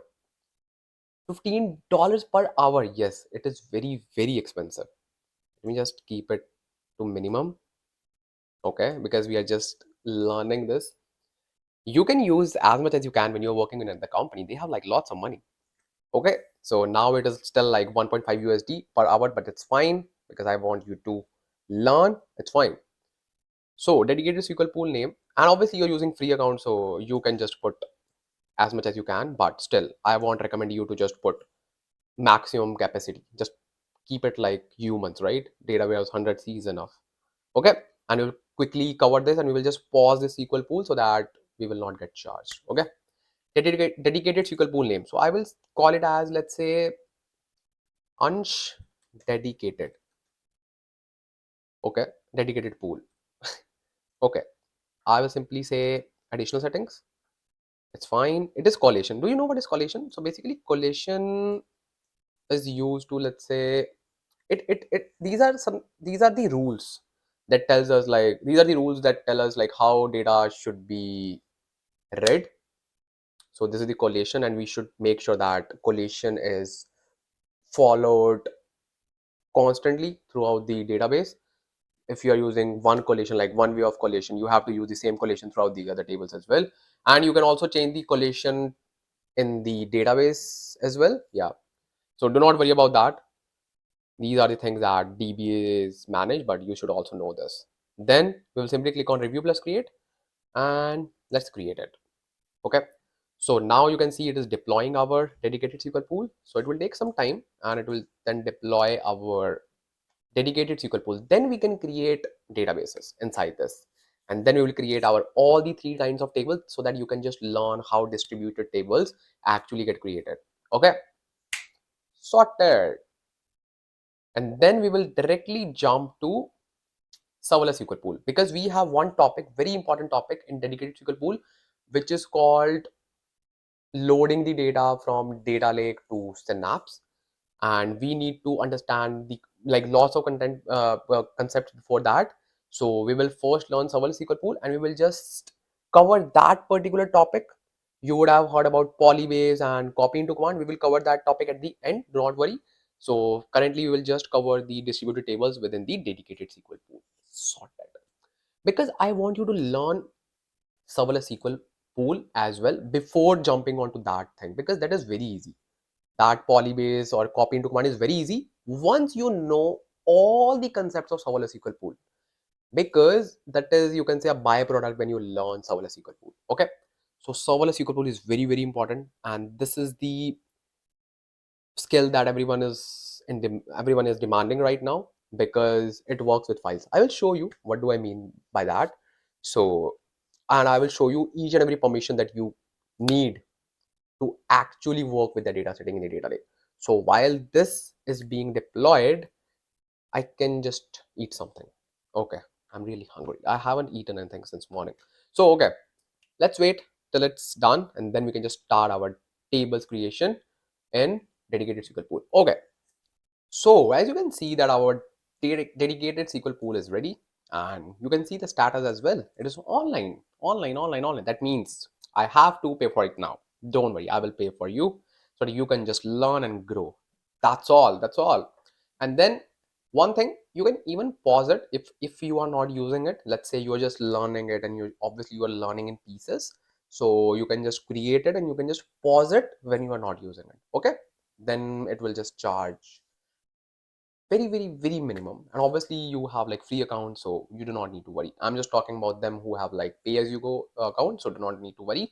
So let's go to our data tab and we should just see this SQL database created, because we have just created the dedicated SQL pool. Okay, you can just refresh it if you want, if you are not seeing this. So click on this. Now we have Ansh dedicated pool. Just click on this drag down. Then we have tables empty, external tables empty, external resources empty, because we do not have anything, right? We have not created anything else. Then it's time to create the tables. So now what we'll be doing, click on these three buttons and then we will simply click on new SQL script. New SQL script, because obviously if we want to do anything in SQL, right, we need a script. Simple, bro, simple. Come on, man. Just click on empty script. Simple, simple. Now, I will tell you each and everything. First of all, let's cover this area. This is very simple, but this is very important. You just need to name your script. And when you work with real-time scenarios, real-time projects, it is very important to just give the right name to the script so that you can easily navigate to that script. And every name should be self-understood. Like it should be like understood by anyone else who is just looking at the script. Like this script is for this purpose. Okay. So currently this purpose is like, I can say tutorial. No, not tutorial. Be professional, bro. Ansh, be professional. You just mentioned that script should have a right name. So we are just creating the distributed table. So I will simply say distributed tables. Simple. Okay. Distributed tables. Now, if I just click on this properties tab, it will just close this tab. So it is not closed. It is just hidden. If you just again click on this, you can just have it back. So I will just simply close it so that I can have more space. I like more space. I like more space. Okay. So now you can see it is connected to this dedicated SQL pool. That's very right. That's very right. That's very nice. Then use database. If we have multiple dedicated SQL pools, let's say I create another dedicated SQL pool, I can actually switch between those. What is this master? Ansh, did you create this SQL pool behind our back? No, it is automatically created by Synapse. We do not use master database. We create our own. So simple. Now, our database is ready. One thing that we will be doing right now, we will create a table. Okay, so for that, and I can just simply add a comment. So first of all, we will create a round robin table. Okay, and we now have a good understanding like how things work for the distributed tables. So it's time to just create one round robin table. Okay, and I will simply say I'm just adding comments, and if you want to add comments, you can just use double dash, and I will simply say uh, create table, and then I will say table name. I will give it, let's say, round table. Okay. Then I will define the schema. Let's say ID int. This is just the random name like for the tables. You can just pick anything. Okay. ID int name. Let's say varchar 4000. Then salary. Then let's keep it int. This is just a hypothetical table, right? Then we need to write something called as width. Hit enter. Then now we will define our strategy. I will say distribution equals to round robin. Simple. Distribution equals to round robin. Simple. So this is your round robin table. Let's say we want to create this table. Let's click on run. Oops, we didn't add E after it. Create. Okay. Now what's wrong with this? Round robin. Oh, underscore. Okay, simple. So let me just zoom it for you. So this is the syntax. Wow, man. Wow, wow, wow. Slow claps for Ansh Lava. Okay, it happens. This is the syntax. So we have defined distribution equals to round robin. Now it will just put the data in 60 distributions one by one. We already know the architecture, right? Let me just click on run. Who is texting me? So now we can just insert some random data. Let's say I just want to insert one row, let's say. So that we can just query this table as well, right? Insert into round table.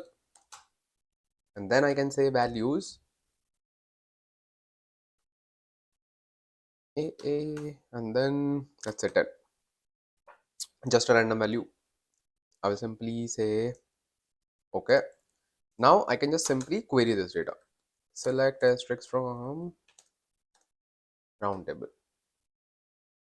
Simple, simple. It should just give me the result. Yeah. Now this table is just a random table.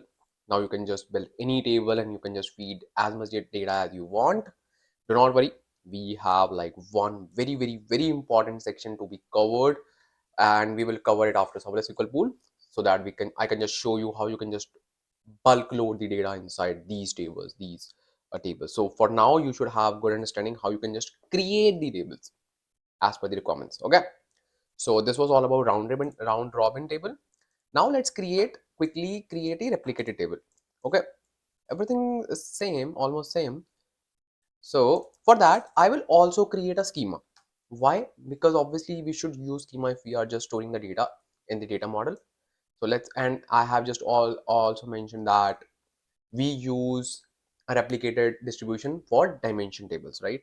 So I will simply say, and in dimension table, we use replicate table. Okay. And I am creating a schema. It's called schema. I will call it as gold. Why? Because according to the Medallion architecture, we store our data model in the gold schema. So our schema is done. Let me just run this. Okay, perfect. Now I will quickly create a table inside this gold schema. Gold dot dim prods. Let's say our table is dim prod. Okay, then let me just define the columns. Column can be dim key. Okay, dim key prod to be specific, and then we have prod ID. It's also int, and then we have prod name. It's varchar and 4000. Simple. And then same step with, now we need to write distribution equals to what distribution? Tell me. It's replicate. Perfect. Perfect. Now you know. Now you know a lot of things, right? Because now you're a part of my data fam. Okay, it is done. If you want to load the data, you can just use the same syntax like insert into blah blah blah, and then you can just insert the data on your own. Okay, I'm not inserting any data because I will just show you how you can just insert this data using copy into and polybase. And those concepts like are really handy. So you can just try to add some data manually. Do not need to worry. And then we can just quickly cover the third type of the table, which is hash distribution. Okay, and this is the special one. That's why I'm covering this at the end, because now we need to also define the hashing column. So I will simply say create table goal dot, let's say fact table, because we use hashing in fact tables. Okay.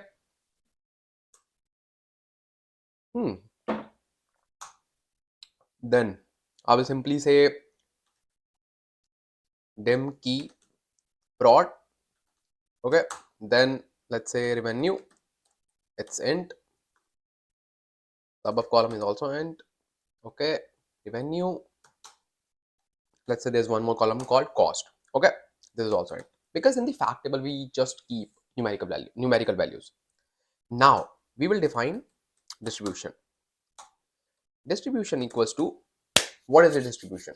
What is the distribution? Hash. Okay, I have written hash. Is it done? Is it done? No. We need to define on which column we want to do hashing. On which column we want to, let's say, hash the values based on dim product key. And we have already discussed like what is hashing and how it works, right? Dim key prod. So what it will do, it will store the similar values together, okay, in the similar distribution. Now I will just run this table. Let's run. Yep, it's done. Done. So we have created all the three different types of table, and I hope you have learned all, like, end-to-end learning is done for like distributed tables within Synapse, right? So I will simply click on this publish all to save my work, to save my script. Click on publish. It is being published, and at the same time I will just pause my dedicated SQL pool because it is spinning and spinning and spinning. So let me just pause it, and we will just resume it when we'll be just covering the Polybase and copy into command. Now, it's time to discuss the serverless SQL pool in detail. And let me tell you, serverless SQL pool is the backbone of Synapse Analytics right now. And in the serverless SQL pool, you need to understand each and every concept. Like there are like so many concepts. There are so many permissions that you need to assign to yourself, to Synapse. I will explain each and everything, and I'm very excited to talk about serverless SQL pool. So without wasting time, let's do this. So finally, the superstar of today's video, serverless SQL pool. Why? It is very important because in the world of Lakehouse, what is Lakehouse? You will get to know everything. Don't worry. Now industry is moving towards working with the files. Why? Because storage is very expensive. Storage means the data that we are storing in the databases, in the structured format. Now we want to work with the compressed file formats, right? The columnar file formats, and we want to just build table on top of it. What? Yeah, it is possible, bro. Let me just start. Hold your excitement, Ansh. I know you are really excited. Just hold your excitement. And yes, let's get started. Okay. Let's say this is you or me. Let's say. Okay. Now I have data lake. Bro, just a small request. If you haven't taken notes so far, I'm still angry with you, but it's high time to take notes right now because it's very important. Okay.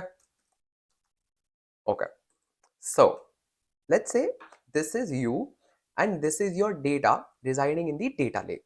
Data lake means storage account. Okay, like I will upload the data, don't worry. Let's say this is your storage account and your data is lying here in the form of CSVs, Parquet, any file format. Let's say this is your files. Okay, simple. Now you want to utilize this data. You want to utilize this data and you want to create a database. Obviously, like database, data warehouse, same thing like tables. In short, you want to create tables so that you can just create your model. You can just run SQL queries on top of it. Simple. Yep. Perfect. Good so far. Very nice. Now I will create a database. Okay. I will create a database. And this time, if I create dedicated database, let's say this is a dedicated database, then I have to store all the data inside this, and then I can query this. Okay, and this is very expensive. This is very expensive, and we do not want to do that. We want to use serverless SQL pool, and we want to build external tables. Okay, like it's not just about the cost, because obviously we can create external tables in dedicated SQL pool as well. It's about it is auto scaling. We are not managing it, like Synapse is managing it, right? So now what will happen? Now This database is your serverless database, let's say. Okay, this is your serverless database. Now I will write it here as well so that you can just note it. Serverless. This is your serverless. Serverless database is also known as logical database or logical data warehouse. Let me write that as well using pink color. So it's called logical data warehouse. Why? Why? This was my first question when I just learned this. Why we call it as logical data warehouse? Telling you, bro, I'm telling you. Hold on. So far we haven't done something special. This is our data. And now we want to create a serverless SQL database. We have not created yet, but we want to create. Okay. This is your serverless SQL database that you want to create. Okay. Now, if you create your serverless SQL data warehouse or slash called logical data warehouse, what will happen? Let me tell you what will happen. Then it will create a logical metadata layer. Logical metadata layer. Just write these words. These words are really important and these words will be used in your interviews. And you should answer all those questions because you are my data fam. You have to answer all those questions. You have to be confident. You should know everything. Do not be blank at that time. Just answer like a pro. Okay. So this is your logical layer. Logical metadata layer. Metadata means like your all the information related to columns, data types, everything. Okay. So it will attach this layer on top of this data lake. Oh. So actually your data is residing in the form of files. But we have created a logical metadata layer on top of these files. Now I can query this data because now I have like table like structure. So now when this serverless database or serverless SQL data warehouse created, it has actually created a logical metadata layer on top of your data files. Now this is so cheap. Why?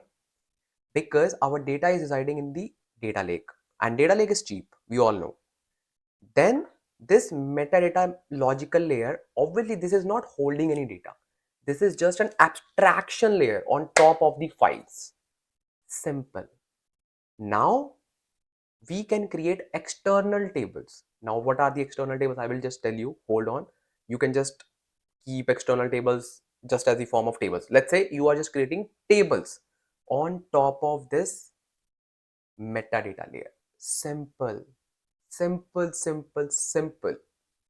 Now I know you also like serverless SQL pool more as a businessman, as a business owner, because you want to save cost. But it's not very easy to work with serverless SQL pool or let's say external tables. Why?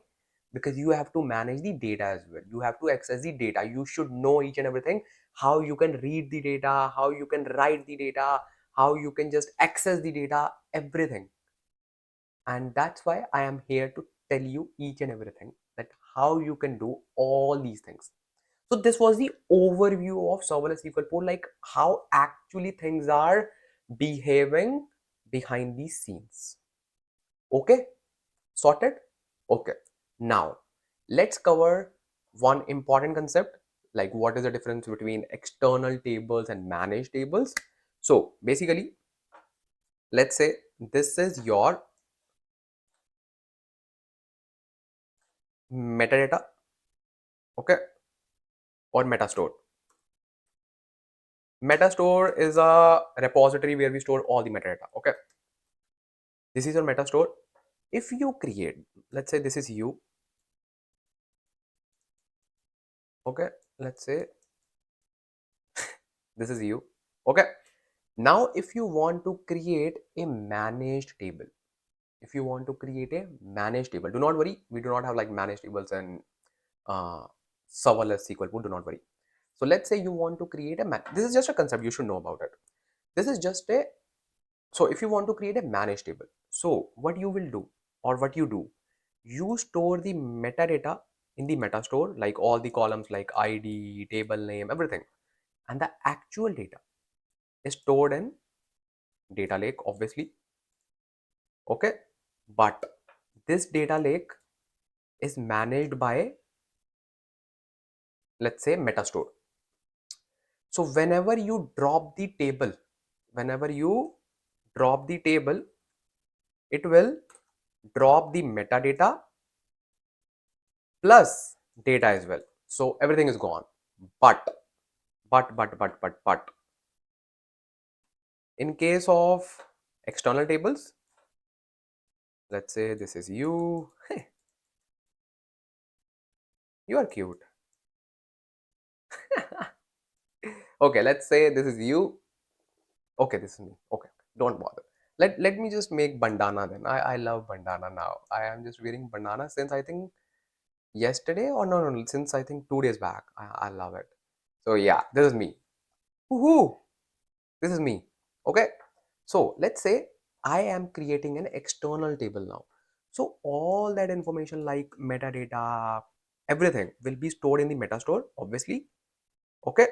This is your meta store, and data will be residing in the data lake. But this time, this is an external data lake. Remember, we created the external storage account. Let's say data is residing there. Now, if I just drop the table, my data will not get deleted. Only metastore will get deleted. That is the difference between external table and managed table. So this was the concept that you should know. So now you know. Okay. So this was about the external table and managed table. Now it's time to see how we can actually take actions, or how we can actually implement the solution using serverless SQL pool. So so for that, we need to discuss one very important thing. And I think if you are my previous subscribers, you should know this answer. But this is for new subscribers as well, and for you, my data fam, as well, because it will be a good revision for you. And I would be happy if you already know this. So basically, we have this Synapse. Okay, this is our Synapse workspace. Synapse workspace. Okay, this is my data lake or storage account. Okay, data lake. How my Synapse will read the data sitting in data lake, because we are considering a scenario where we have data in this data lake, obviously, because we just discussed that, and we will upload the data. Don't worry, we will upload the data. So here are the files. How my Synapse workspace will read this data, because this is an external data lake. This is not the managed data lake, or let's say this is not the default data lake. If you're using default data lake, it is very easy to run it. You can directly query it, but we do not need to do that. Okay. So how we can do this? How my previous subscribers, which are not my subscribers, they are my data fam. So if you have subscribed my channel, so now you are also my data fam. So it's my responsibility to tell you as well. Okay. So how this can just read this data using data lake? How? So it will use something called as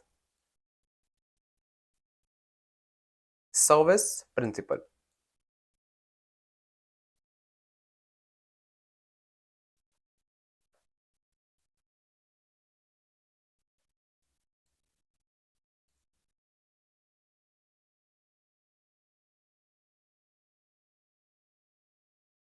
It will use something called as managed identity. Managed identity. Okay. It will use managed identity. What is that? So basically, it is like an ID card that your Synapse will have. So let's say there's a managed identity, there's a blank ID card. Okay. And I am writing on that ID card that this ID card can be used to access this data lake. Let's take an example. If you want to enter school, no, we can just enter school like through back gates. So let's say there's an event where the special ID card is required. Maybe it's a kind of, let's say, even special event where you need need an entry pass. Okay, so what does that entry pass mean? If you have that entry pass, you can enter the location, enter into the location, right? You can just enter the restaurant or enter the any hall or anything, any location, right? Using that entry pass. So this your managed identity is that entry pass, and on that entry pass we will apply a stamp that this ID card can be used to access data into the data lake. Simple.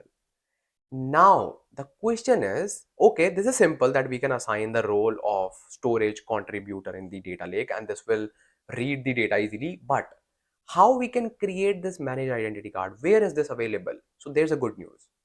Synapse or any resource in Azure get by default one ID card with the same name as their workspace name.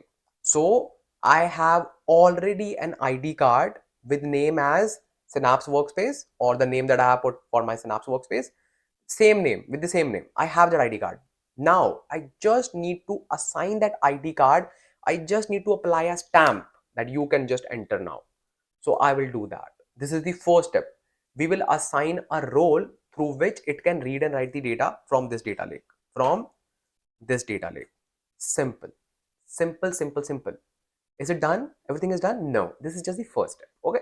And this was really, really required to perform the further steps. So this was all about the managed identity. So as our first step, we need to first assign our managed identity the role of a contributor to our data lake. Okay, let's do it. Let's do it. So I will simply go to my Azure portal. Okay, I will simply click on home button. I will search my resource group. Simple. Then I will click on my external data lake because we want to assign the role to this data lake. Okay, simply click on it. Okay, then just click on containers. Okay, these are your containers. These are empty. These are empty. I know, but still we can just create one container. Let's say I will create a container raw. In this we will just add some data in just few minutes. Okay, so now I first want to allow my managed identity. Okay, so I will simply go to access IAM. I will simply add a role and I will search a role called storage blob contributor, data contributor. Yeah, next. So now you have a button called managed identity. Why we use managed identity? Because managed identity is the most secured way to establish the connection, and it is suggested by Microsoft as well, and we respect Microsoft. So simply click on it and then you need to select the members.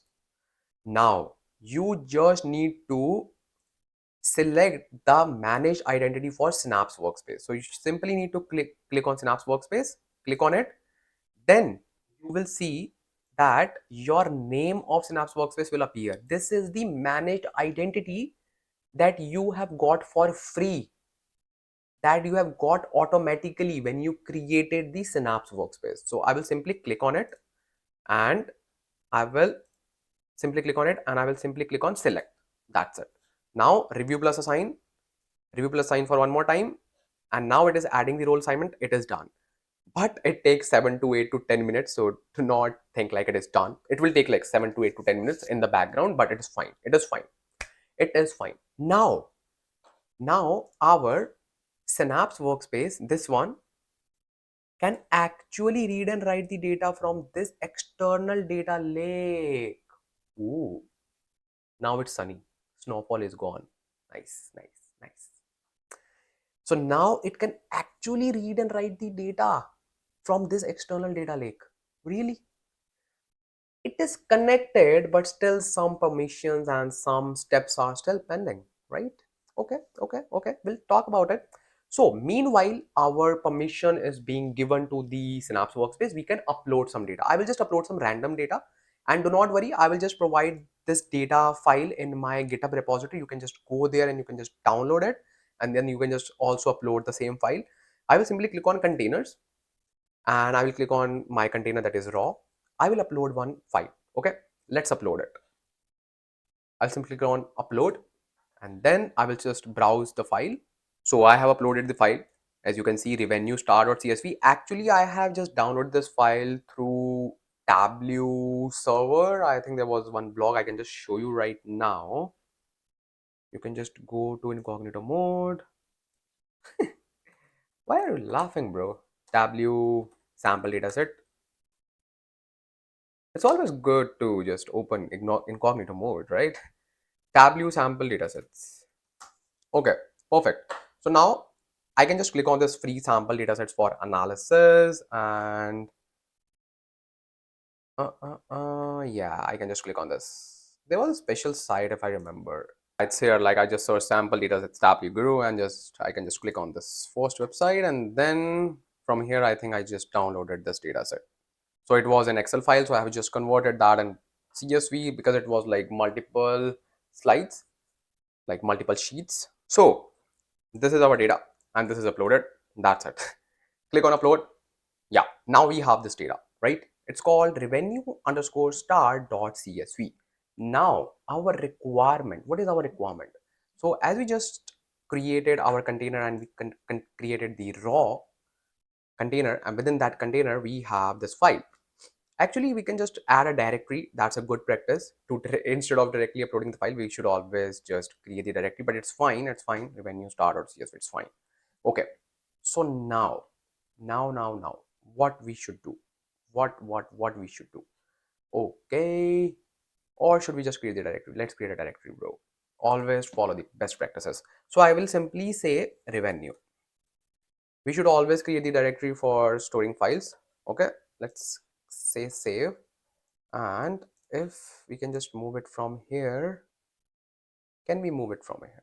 I think we can just do it from Storage Explorer, but I don't know about here. So I can just simply go here inside this revenue. I can just re-upload this file. Okay, let me do it. So I have selected this file here and I will simply click on upload. Simple. So now let's delete this first. Now we have this data, let's say this one, and we want to create. Let's forget about creation. Let's forget about creation. I want to read this data. How can you read this data? I want to read this data using SQL query. I want to. But this is a CSV file. This is not a table. How you can just read this data using SQL? Using SQL, you need a table for that, bro. No, we do not need any table. We can use the concept of logical data warehouse, logical metadata layer, if you remember. So we have a function called, let me just go to Synapse to show that. Okay, let me just go to data tab. Okay, and we already know that this is done and this is paused. Data dedicated SQL pool is paused. Obviously, that's good. Okay, so first of all, before reading in data, we will create one serverless database. How? I will simply click on plus button. I will simply click on SQL database and it will say which type of SQL pool you want, serverless, and database name will be, I will say Ansh serverless. Ansh serverless. Okay, let's keep this name. What's wrong with this? Okay, now if I just click on this drop down, I should see two databases, but there's one special thing. I have special icon with dedicated and this power button with serverless. So that's the identification between two. Okay, I will click on it on three dots and I will say empty script because I will use one new script for my serverless SQL pool, right? Okay, you're smart. You're real smart. So first thing first, we just need to rename it, and I will give the name as, let's say, Openrowset. Openrowset. Okay, what's that?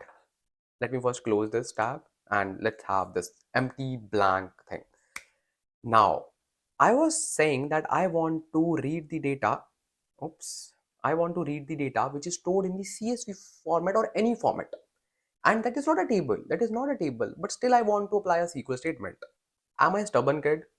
Yeah, but still, I'm a stubborn kid. But I have to read the SQL data. It's not about being stubborn at all. Like, it's just the functionality. So, I can just do this using this function, Openrowset. This function, Openrowset. What this function will do? This function will allow us to read the data using SQL, and data is in files, like data is in the CSV format, Parquet format, but we can read the data. That's amazing. That's amazing. So how we can just do this? For that. Wait, hold on. I know you are like really excited to just do everything. Just hold on. I'm just explaining everything. So now, if you would have stored this data in your default storage, then you would have easily read this file. But now you have not stored this data in your default storage account. You have to do something special, not special, like these are like prerequisite or configuration that you have to do before reading the data. We know that our means our Synapse managed identity has the power to read the data. I know, I know. But we need to tell Synapse that use that identity, because how Synapse would know that what method it needs to use? There are so many methods: access keys, SAS tokens, service principal. How Synapse would know that which method it needs to use? So for that, we create something called as credential. We create something called as credentials. Let me just write it for you. We create something called as credential. If you are familiar with Databricks, Unity Catalog, and obviously because I have already created a dedicated video on Databricks Unity Catalog as well. If you haven't watched that video, you should. You should. Okay, so if you're familiar with Databricks Unity Catalog, this is exactly similar to the storage credential that we create in Databricks. This is the credential that we create in Synapse. That thing we create, we define the access connector because that is the mediator. In this scenario, we have managed identity. In that scenario, we put the access connector ID. In this, we just need to put the managed identity name because it is understood that this name has this ID. So instead of putting ID, we just need to put name. That's it. That's it. Because what we are doing with this credential, let's I am being very like I'm going so deep, but it is required. I promise that I will just explain each and every concept like you do not need to just go anywhere else after this video. That's why I'm just explaining everything in detail, and trust me, these all the things are required. You do not need to think no one will ask these questions. No bro, everyone is asking these questions. These are really important, so you have to cover all these questions, right? So why do we need to create a credential? We already discussed that, right? Because we need to tell Synapse that you need to handle this. So that is why we will create a credential using managed identity.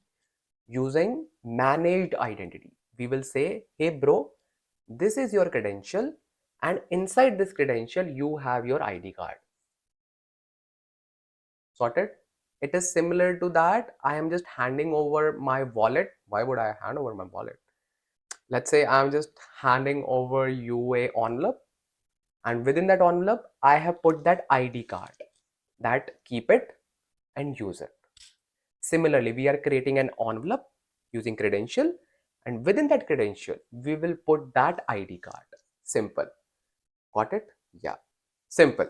Very nice. This concept was really a good one. And if you haven't understood the 100% of it, do not need to worry. You can just rewatch this part because obviously you cannot grasp everything in one go. That's not how you learn. You have to rewatch the things. You have to think on yours, or like what, like how things are going. So it's fine. You can just rewatch this part. It's fine. It's totally fine. Okay.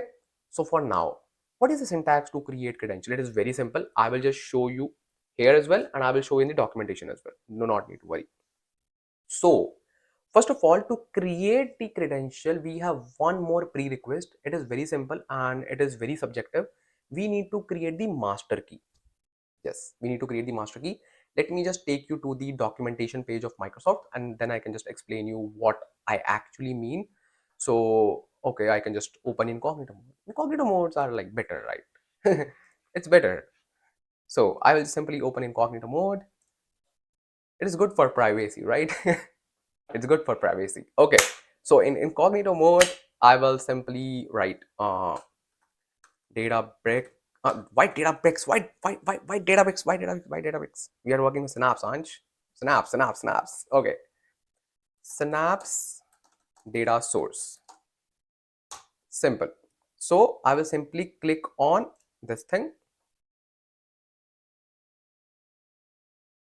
I think this is not the right documentation. This is for Fabric. Okay. I think this is the one. Yeah. So in this documentation, just forget everything that is written. Do not need to worry. Do not need to worry. I will simply take you to the main thing, which is uh, uh, uh, dun, dun, dun, dun, credential. Yeah, simple. So this is the credential that we create, and to create this credential, to create this credential, we need to specify the master key. And for that, I can just simply say master key in Microsoft or SQL. Simple, because MS SQL Server is standard for all the things. Like this step is standard for all. So this is the syntax. Why I'm so eager to explain you this? Why? So basically, this is not the thing that you should worry much, because this is the master key that we just need to create for for once. That's it. And we do not even need to remember it. So we just need to give some password, and obviously we can just forget it after that. And why I'm just showing you through documentation, because obviously I cannot show you the password. So I will just write this command. I will show you, don't worry. I will show you how to write this, and I can simply copy it, and I can just go to my Synapse workspace. I will simply write create master key, just remove this, and just remove this square brackets as well. And then inside this password, we need to define one special password, like having multiple special characters. Like just keep anything, like just keep your X name, like you can just keep anything. It's all up to you. Like X, that means like X variable. Okay, so me being very clear, my point was like X, Y, Z, A, B, C, D, special characters like this. Do not, I didn't mean that thing.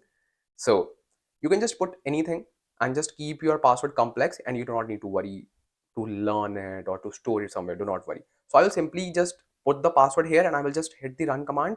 I won't show you, so you can just do it on your own. Okay. So I have run the command, it ran successfully, and I have removed the password. So I hope that you have also ran it successfully. Okay. So I can also remove this, like I didn't need this now. Okay. Simple. Now our master key is ready. Now we can just create the credential. So first of all, I will write create credential. Why I'm just adding comments? Because it is very good for others as well to understand the code, and it promotes readability.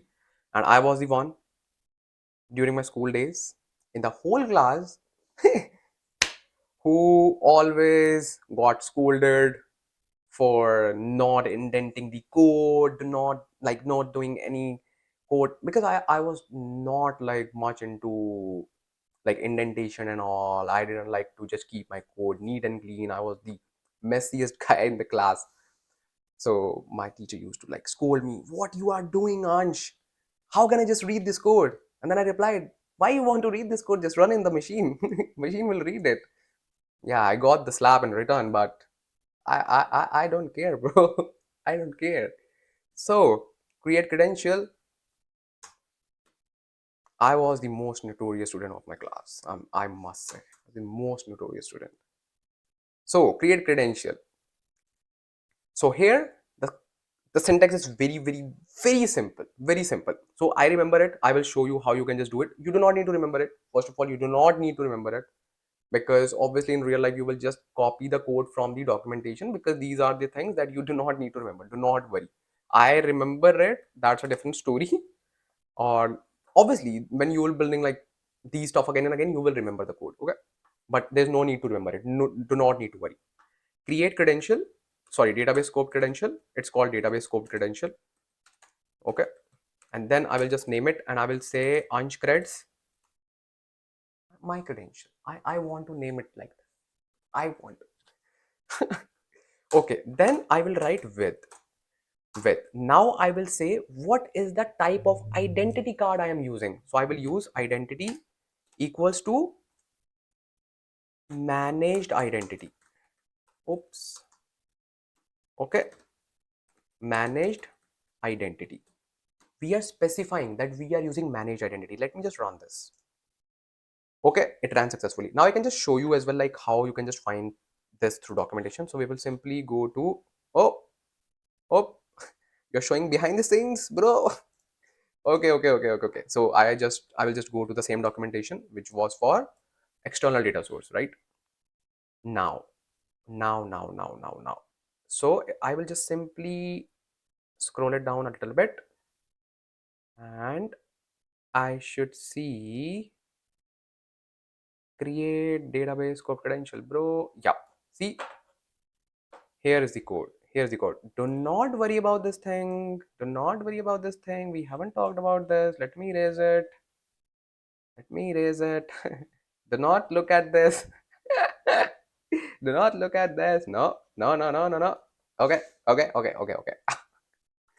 Such a mess, man. You are such a mess. Okay. So we have like one thing, create master key. We have created it. Okay. Then this is the database group credential.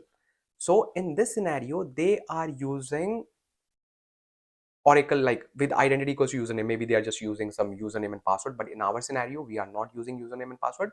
We are using managed identity. So this is the syntax, simple. And you should always use managed identity. It is recommended by Microsoft as well. Perfect. Okay, now. But bro, you are showing behind the scenes. Okay, now our credential is ready. Now our credential is ready. Now our envelope is ready. Okay, now we want to create something called as external data source. If you are familiar with Databricks, it is exactly similar to external location we create in Unity Catalog. Bro, Ansh, I love you, but if you again talk about Databricks or any other thing that we do not know, we gonna, so better not use any other thing. Okay. My bad. I won't use it. I won't use any other thing. Okay. What Databricks, bro? I don't like. See. So if like now our envelope is ready, just get to the point. Our envelope is ready. Now our credential is ready. Okay. Now we will create external data source. Why? Let me tell you. This is your container, right? This is your raw container. Like if I just go to container, this is your raw container, right? If I have multiple containers, let's say I have another container, let me create it for you. I can do whatever I can to explain you the stuff. So let's say I have container called enriched. Okay, enriched. Wow. Enriched. Okay. This is the another container. I can only use one container in my external data source. So I will create data source which will be pointing to this container.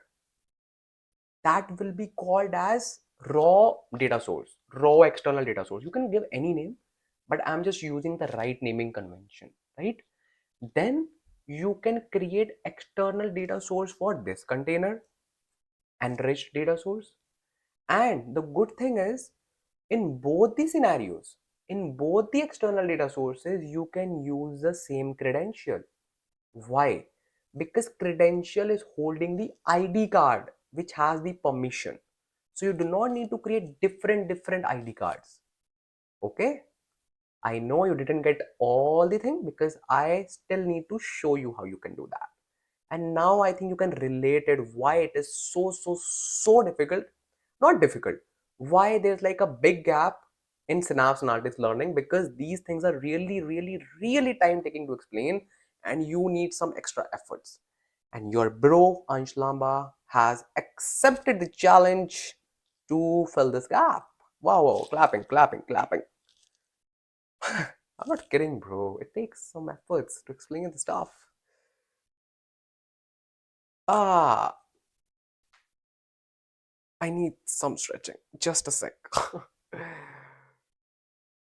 Now I'm good. I'm good. Yep. Now I'm good. Okay. Now you got the concept? I hope so. Now you will get 100% of it when I will actually show you how you can do that. Simply go to the Synapse Workspace. Okay. Now our credential is ready. Now we will create something called as external data source. Very nice. I will simply copy this comment. Okay. And I will say create data source, external data source. Okay. And I will create external data source. Now you can just look at that area which I just cut it. So now I will simply show you how you can just do this because I know like the code, so I can just show you. No, not a big deal. Okay. Create external data source. Simple. Create external data source. Now we need to define it. So we can just say raw because it is pointing to raw container, right? It makes sense. Raw external source, let's say. Okay. Now it needs few things. First of all, this is create external data source name, and then we can just say with. Now we need to give the location. What is the location? Location equals to, now is a good thing. Now we want to create the location, like not the create the location, we want to get the URL of the location. So there are two ways. I will show you both the ways and I will tell you which is better, and you should know both the ways. You should know both the ways. One thing is, you can simply go inside this and click on these three dots, properties. You will get the URL. You will get the URL. How? Just scroll it down. This thing, URL. You can just simply copy this and you just need to make a small change. I will just copy this and I will show you what is that change. So let's say this is the URL. Do not run it. Do not run it. I didn't say you to run this. Okay. Let's say this is your location that you need to create. And obviously we do not need to keep the location till file level. We just keep the location till folder level in the data lake. That's a basic thing that you should know. Okay.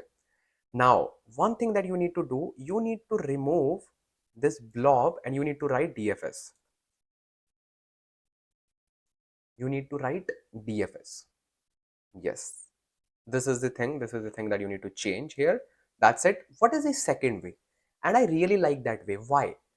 Because this is adapted in the industries.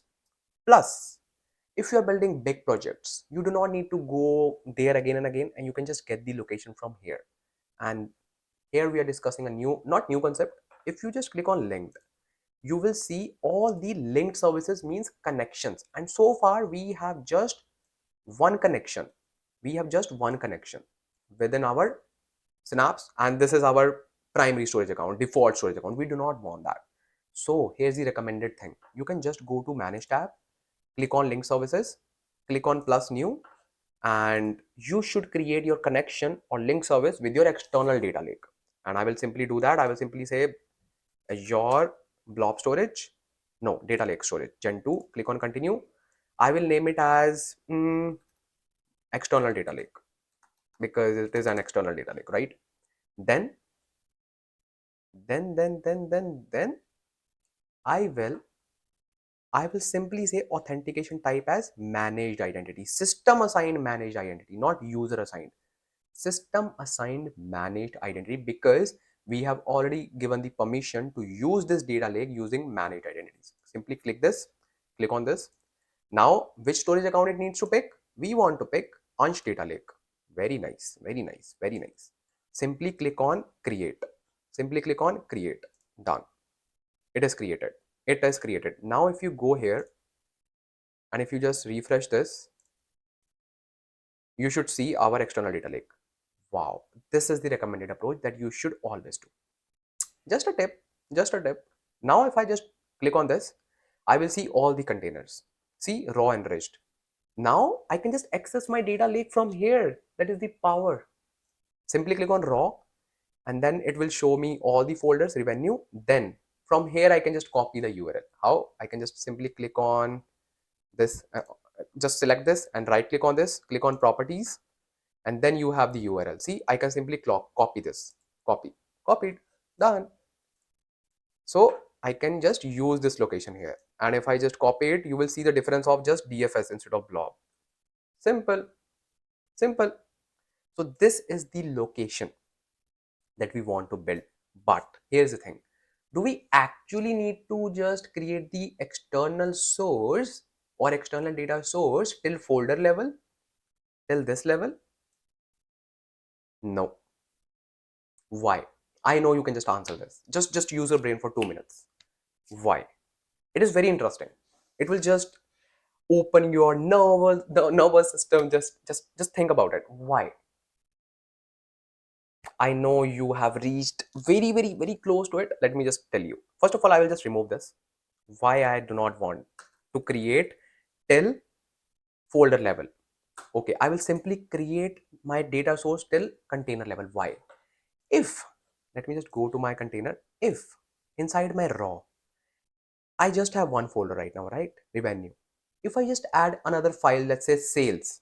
If I add third file, let's say customers, I have to create external data source with all those folders. But I can play smart. I can I can only create the external data source till container level, and then I can just define folders whenever I need, because I have the access to all the folders inside this. This was a smart move, right? See, I'm just telling you all the smart things. All the smart things. I want you to be the smartest. Simply just remove this, and now within this location we are creating data source. Now what we need to put? Credential. Very good, because that is the ID card. We cannot create anything without that. So our name of credential is Ansh Creds. Simple, simple. It is done. It is done. I can simply run it. Oops, incorrect syntax near location equals to a. Oh, I can just use single quote, because sometimes it gives errors like this. Let me just rerun it. Yeah, just single quote. You should always use single quote because it doesn't like double quotes. I don't know. Synapse. Okay. Be serious, Ansh. What are you doing, bro? Is it your computer class? I remember those days, bro. I can't even tell you like how much fun I used to make in the computer class. If you would meet any of my friends, by the way, I don't have friends right now, like not even a single one, but if you would ever in your life, maybe any one of my school friends can tell you, maybe watching this video, and they can definitely tell you like how how was my personality in the computer class, and how was I like in the computer class. I was the one who used to entertain the whole class, because I was the messiest guy in the whole computer lab. And my computer teacher was my class teacher. Can you imagine? So in the PTM, my father used to go to the PTM with me, and I used to be like very nice and very calm in all the other subjects. But in computer science, I was like the messiest student in the whole class, and my class teacher was the computer teacher. So she used to like complain about all the things that this guy does this. And my father was like, every other teacher talked nice about you. Why it's just the computer teacher who has not even said like a good word about you? Why? I said like, you should attend my computer class. You will get the answer. Okay. Nostalgic things. Whew. Let's get back to the work. Childhood things, that phase is gone. Now you should focus on this thing. Okay, now our external data source is created. Okay, and now we can just access the data. Yes, now we can access data. Now we have external data source. So first of all, I will just publish my work. You should always publish your work while you are just building stuff. It is very important, right? So it is, I think, published. Yep. So now finally I want to read my data from the file sitting in the data lake. How we can do that? I will simply write Openrowset function. Finally, we are just using that function. It's called Openrowset. Openrowset function. Okay, perfect. So for that, I can just show you the documentation for Openrowset function syntax. You do not need to remember it. It is very simple. But for CSV file, you just need to add few more steps. That's it. But for Parquet file, JSON file, or JSON file, you have to add some steps for CSV because these are text-based files. But Parquet files or like Delta file format, those are like ideal files because those are columnar based file format. Columnar based file formats, not based. Do not use like so much of accent. Columnar based file formats. Okay, Openrowset function. Let me just show you that. Okay, perfect, bro, perfect. So I will simply write Openrowset. Simple. Perfect. So here you will get the syntax. So this is the syntax that we use to read the data. Simple, like data source, provider name, catalog, and for CSV I can just show you. Yes. So this is for CSV. Do not need to worry. You do not need to use all the things. And I know it is very confusing when you just read the syntax from these documentations because they have just used generic code. They have just used parameters inside that. And I also don't like that. That's why I'm not showing much. I can just show you the example. Yep. So let me just take you to my personal documentation, which is this. Okay. So syntax is very simple. You simply need to write select statement. I want to apply SQL, as I just mentioned. I want to apply SQL on top of the data sitting in the data lake. So I will simply write select asterisk from table name. But here we do not have table. Here what we have, Openrowset function. So I will simply write select asterisk from, let me just indent it. Okay, let me just indent it. Now I can indent. Now I can indent. Okay, select asterisk from. Now, instead of using table name, because I don't have any table name, bro. I don't have any table name. I just have file. So I will simply use Openrowset within this. Within this, I need to give the location. This function says you can give me any location. I will bring the file for you. I will simply bring the file for you. Okay. Yep. Simple. Simple. Now, for location, we use a special word called bulk. And then we need to define the location. Now, what will be my location? What will be my location? Let me give you a hint. You will just get it. Okay. Obviously, I will not put it anything here. I will simply go to next line and I will write data source equals to, what is the name of my data source? Raw external source. Okay. Raw external source. Simple. Now just tell me what will be my location. Okay. I think you're smart. My location will be only revenue folder. Why? What is this location? The actual location is this. Let me just copy it for you. I will just remove it. Actual location. I took so much of time and I was just understanding these concepts. Actual location is this, the full, but we have added that location inside the data source already. So we just need to give the rest of the location. That is the power of using data source till container level. I can just use the same data source and I can just put the rest of the location, which is rest of the columns, rest of the folders inside this bulk. Simple. Simple, bro. Simple. Was it good? Was it good? I know it's good. Now it's done. No, not really. We just need to specify which type of file we have inside the CSV. Which type of file we have. We need to specify this. Okay. So I will simply say format equals to, let's say, CSV. Okay.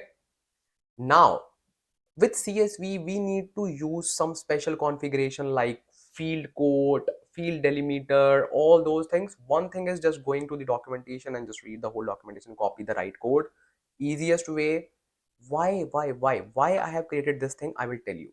So the easiest way that you can do is simply go to this raw container, click on this revenue folder, click on this, click on your file and right click on it, and you will see new SQL script. Okay, just click on select top 100 rows. What it will do?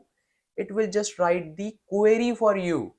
Openrowset query for you. Yep, you can enjoy. Just click on this. Yes, simple.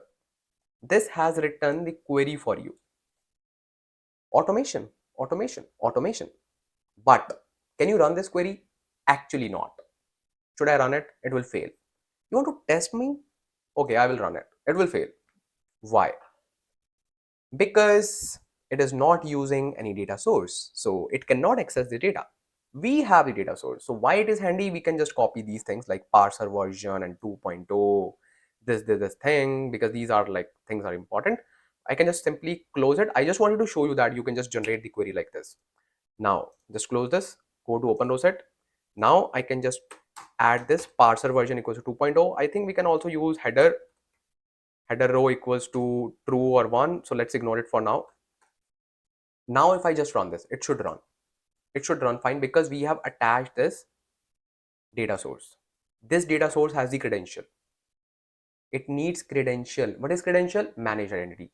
Managed identity is packed inside the envelope, which is credential, and now that envelope is handed over to the Openrowset function. Simple. Use the real life analogy. Use real life analogy and be happy in life. Make things simple. Why to make things complex, bro? Now I want to run this. I will simply click on run button. Incorrect syntax near data source. I was expecting this. Maybe I just need to write this data source. Yep. Click on run again. A correlation name must be specified for the bulk row set in the from clause. What does it mean? We forgot to put the name of the query, so we just need to define the name. Just if you are just familiar with the subqueries, we just need to define the alias for the query. So we can just give name as query 1, query 2, your xyz. I was kidding. Sorry. No xyz. Okay, only query 1. Then we can just run it and I should see the data in the tabular format using SQL without any table and database. Wow, Openrowset function. Just return the query. Boom, boom.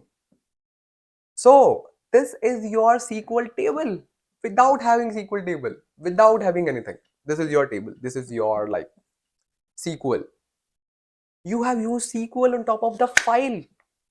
Aren't you feeling happy, bro? What are you doing, bro? You should just dance because you have just used SQL query on top of file. Learn to celebrate small wins. You are learning a lot, okay? Just enjoy the process. Enjoy the process of learning. Enjoy the process of achieving success. Enjoy the process. You are in that process. You are learning. You are growing. You should feel happy that you have learned how to query a file using SQL without having SQL database or SQL table. We haven't built any table. We just use Openrowset function. That's called the power of logical metadata layer. Simple, right? Boom. Now, if you can see, it has returned the column as column 1, column 2, column 3, column 4. You can just define the header row equals to, let's say, 2, and it should work because I rarely work with CSVs. I think header row is not the right one. I think header version, let me just check. So we can just try one thing. Wait. I can just make it true. Let me just make it true. Yeah, let's try it. That's called debugging. You can just hit and try and let's see how oh, it worked, man. Very good. Now you have all the data in the structured way. Wow, man. I love it. So this was all about Openrowset function, and let me just click on publish all. Done. I love it. Love it. Now we will actually build tables. Now we will build database. We will build external tables. Why? Let's say, let me use some drawing. I'm an artist, bro. Let me just use the canvas. Let me just draw something. So the thing is, jokes apart, I feel like I can explain better with drawings, and you can. Why I'm using drawings, bro? I can just speak and I can just explain you. So the thing is, when we see the things visually, and we are just seeing drawings. You can retain that knowledge in your head for a longer period of time. That's why I'm just doing everything for you. Oh, let's do it. Okay, so let's say you have created your database. Okay, you have created your database. Why you're creating your database or data warehouse? So that you can just build the reports. You can just build the reports in Power BI, right? So I can just see the data using Openrowset function. I know this. Now I want to create tables. Obviously, we can create external tables. Why? Because our actual data will be residing here in the raw. But, but, we can create external tables on top of it. That means when we will be dropping data, our data will be here. It will not be dropped. Only metadata will be dropped. That means table definition will be dropped. That's it. So now I will create external table on top of it, and there are like multiple ways. First of all, we will just see the basic thing, like how we can just create the table, like very basic, like external table, how we can create external table on top of any data. So now what I'm going to do, I will create external table on top of this revenue folder. So there are basically two ways to do this. One is CETAS, and second thing is normal external table definition that we will be looking at it in just a few more minutes. So instead of just shuffling everything, I will just show you one by one everything, and I will create scenarios as well so that you can just relate it. Okay, very good. First of all, you should celebrate that you know how to work with Openrowset. Now I will simply click on publish all, and I will create a separate notebook for external table. Okay, let's do it. Simply click on scripts, and here I will simply say I will go to data tab, and then I will go to workspace, and then I will click on this drop down button, and then if I just click on external resources, I should see my external data source. I will click on this external data sources, raw external source. See, now what is this external file format? What is this external file format? So basically, this is used when we want to create external tables. This is used when we want to create external tables, because we need to define what kind of file we have. What kind of file format do we have? So we create something called as file format for that. So we can also add one thing in this step. After creating external data source, we can create external file format as well. So you can say if you have CSV file, you should have one file format. If you have Parquet file, you should have another file format. So you can just create different file formats like this. Okay. So I will simply say, I will simply copy this command, like comment. Don't worry, you will learn everything today. You will learn everything. I will simply say create external file format. Okay, perfect. So for that, I can simply write create external file format, and this is CSV file format. So I will say CSV file format, CSV format. Okay, and then I need to say with format equals to text. So if you want to see the exact syntax, I can just go to the documentation page. I'll simply say file format in Synapse, create external file format, and then this is your syntax. So if you are creating external file format and on the top of Parquet file format, it is very easy. You just need to write one line of code. If you are creating external file format for CSV, you just need to write these things like format options, data compression, like all the things like string delimiter, like what is a delimiter, because you're using a text file format, right? Like the text file. You are using first row, data format, using type, encoding, everything. So you need to write all these things like format options. So it's not a big deal. I can just write it for you.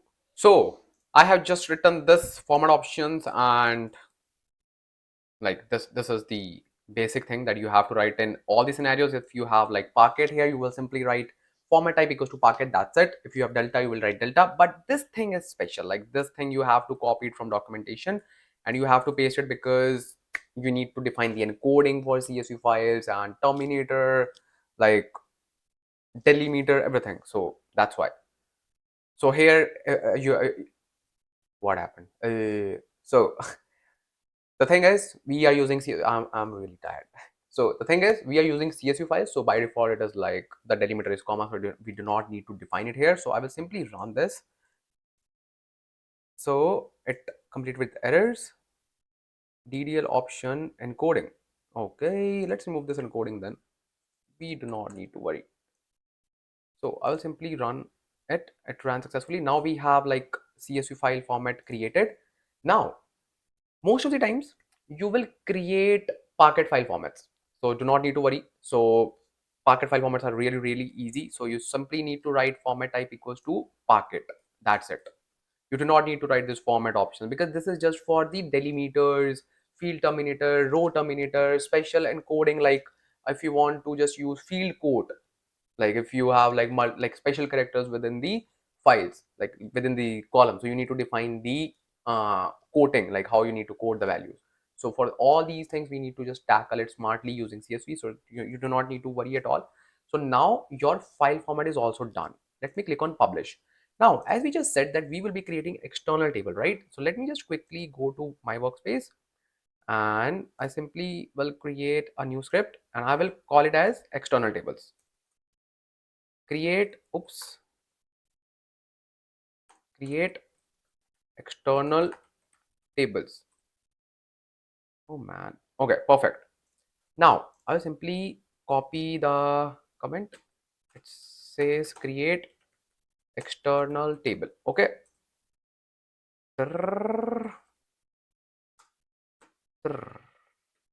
Okay. So in order to create external table, we need just three things. And the good thing is we have all the three things. What are those three things? First of all, you need external data source, right? External data source, simple. Second thing, you need external file format, and we already have these two things. Third thing, obviously location, like within data source, within container, where you want to create the table, on which data you want to create the table. So location, simple. When you have these three things, you are good to go, bro. You're good to go. You're good to go. And we have these three things, so we are good. Okay, so how we can just use this?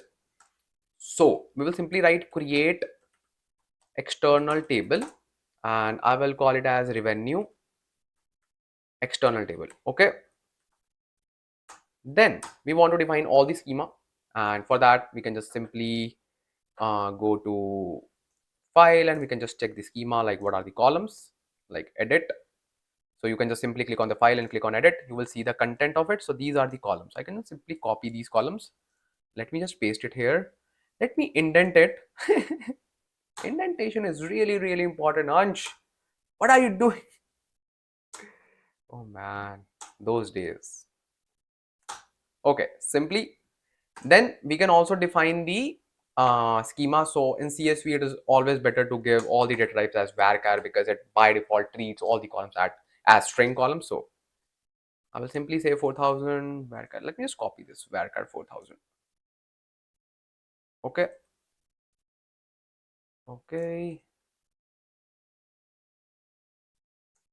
Why it is showing red? Why? Oops.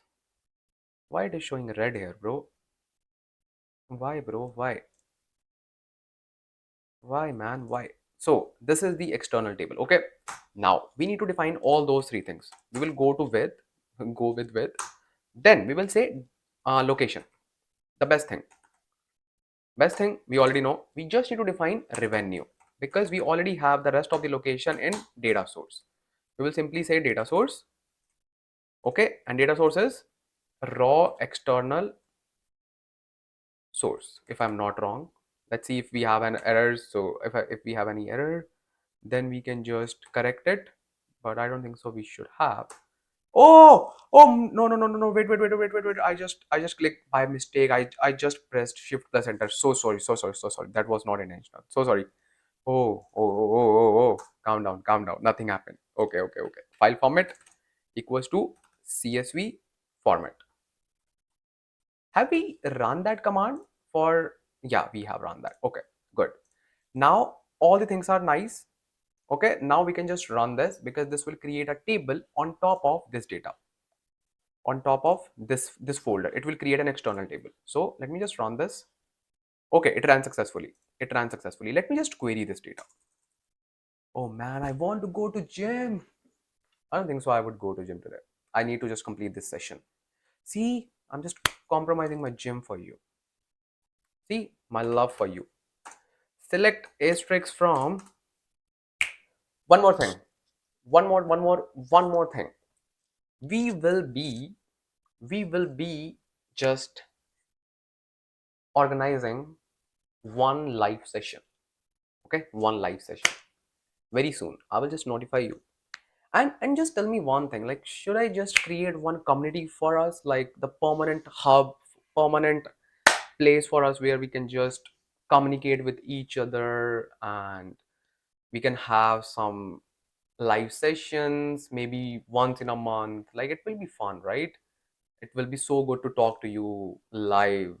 So I was just thinking about that. If you want to do that, just tell me, just let me know, and I will just try to just design something, and I will just try to create a kind of community where the thing is, see, this channel is dedicated towards learning, right? Pure learning. Pure learning means pure learning, and you are not fool. You have already observed and explored hundreds of channels, right? You know what's the difference between this channel and others. I'm not comparing myself with anyone. I don't need to. I'm just expressing myself. That's it. So I think there should be a place. See, all we all are learners. I'm not saying that I'm a pro. I am the best developer. No, I am learning. I am still learning, but I'm sharing my knowledge with you. And like, after reading your comments, I feel like I can share my knowledge with you. Maybe it's my talent, I don't know. I know how to deliver that knowledge because I imagine, like, all of you, like I'm just trying to say, let's say I put myself in your shoes, I put myself in your situation, and then I try to explain the stuff. If I am the one who is just learning the stuff, and if I want someone to explain me this concept nicely or easily, I just imagine all those things. And that's why I can connect with you, and I know like how to deliver that knowledge. You can become a pro developer, bro. You would be a pro developer. Like, you would be like the best developer in the whole world. But does that mean that you can share your knowledge with others? Just answer this question. You are working at XYZ company, you are working as manager for 10-15 years, blah blah blah. Can you share the knowledge with others? If yes, then please. If no, then do not let others stop sharing the knowledge. So that's my whole point, and we all are learners, right? So let's say there are some very new data enthusiasts who are like learning from my videos. If they have some doubts, like, you should be there for them. Why? That's how you grow. You're helping others, right? If they have any doubts, they can just post that question regarding this concept, regarding these videos. That's it. No here and there talks. No garbage. Just regarding these data engineering concepts, right? And you can just help them, like, you can just approach this question like this, or you just tackle this question like this. So we can just build something. We'll see. Okay, select asterisk from our table. What is our table name? It's revenue ext table. Okay, let me just query it. Okay, now that is the biggest difference between Openrowset function and external table. You do not need to just write Openrowset again and again and again. You have created your external table. That's sorted. Now you will see the data. You can connect this table with your Power BI. Yeah, you can. I'm not lying. You can. I will show you like what information you just need to connect it with your Power BI. I know. I see. Oh, but I can see all the other things as like null. Why? Why? Maybe we just need to define the exact schema. Like if I just go back to the CSV file, and if I just go, maybe there would be numbers and all special characters. Okay, so we will just correct it, don't worry. So we have some data. Oh, okay, I got it. All the information is stored in just one column. So maybe we just need to define the delimiter in our file format, CSV file format. We will just correct it, don't need to worry. So the whole intent was we are able to see the data. We are able to see the data through tables. Now, what I was saying, that actually this table doesn't has anything. Like this table doesn't have anything. See, this is just a metadata layer. And when we just connect our table with Power BI or any reporting tool, it is actually querying this table. And behind the scenes, we know that actual data is stored in the form of files. See, that is the magic of external tables in Synapse. That is the magic of external tables. And that is so good. And now you know what it has actually done. It has created external table on top of this location. On top of this location. Revenue column, revenue data source, and this CSV file format. So now let's cover one important concept, that is CETAS. What is that? CETAS. It's a very popular concept, by the way. So I will simply first of all write CETAS. So it's basically, let me just write in caps. Okay, CETAS. So it's basically create table as select. What does it mean? So when you want, by the way, there are like many use cases of this command. We'll cover like some of these scenarios where you can just use this table. First of all, the first scenario, when you have, if you remember, we have like Openrowset function here, right? This one. When you, and this is a query, this is just a query, right? When you want to create table on top of a query or on top of a view, by the way, view is also a query. Yeah. So when we want to create a table on top of a query, we can use this function CETAS. Okay. I will just tell you the architecture of it and you will get to know why this function is very useful. I will just show you. So let's say you have your query. Let's say this is your select something asterisk from this, and this is the result of that query. Okay, this is the result, and this is just a query. This is not the physical data stored somewhere, right? Now we will use something called as CETAS. So I will create external table on top of this query.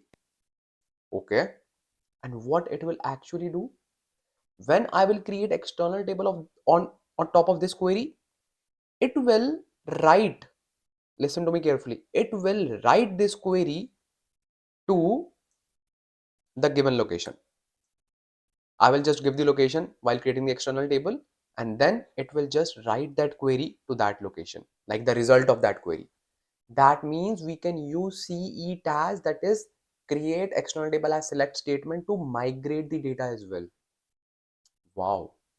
Let's say if I just run this Openrowset function again, okay, and we know that this is pointing to the data which is here, the revenue star.csv, right? And we have created one container here which is enriched. I want to move this data to this location which is enriched. Can we do that? Yes, I will show you. So what we can do, I can simply copy this query because I will be using this query. So let's write it CETAS. It is very important because obviously it creates an external table on top of the query, plus it migrates the data as well.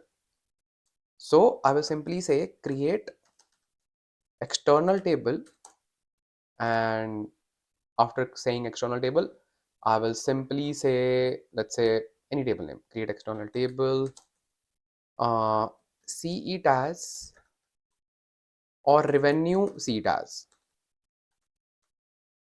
Revenue CTAS. Simple. Okay. So now what I will do, I do not need to define the schema because we are just writing the result of the query, right? So I will simply say with, obviously we need to define the location where we need to write the data. We need to write the data in, okay. Let's create another scenario. Instead of writing data and to enriched, we can just write the data within raw and we can just create a new directory. Let's say CETAS revenue. So the whole point is to explain that it can move the data. Why I'm not using this container? Because in that particular scenario, we have to create the new external data source, right? And I do not want to do that because that step is already created and it's out of scope to just explain the same thing again and again. So you can just create your external data source for one more time. It will be a good revision for you. But the whole intent of this step is to show you that you can create an external table on top of a data. Plus, it will be pointing out the data, like it will migrate the data as well. Right, yes. So I will just show you the whole step-by-step execution as well, like how it is actually building an external table and how things are like moving behind the scenes. So I will simply say, first of all, column is raw seed as revenue. Okay. So I don't even need to just give the folder name. I can just create the folder name using seed as well. Yes. Even if I do not have any directory, still it can just create it. So let's say if I just give seed as revenue, simple, this folder is not there, still it will create the folder for us. Location, and then data source is raw external data source. Okay, one thing that you need to keep in mind, you need to choose use database your serverless, because by default whenever we click on the any new script, it just picks this thing master by default, but we do not need to do that, right? So raw external source, simple.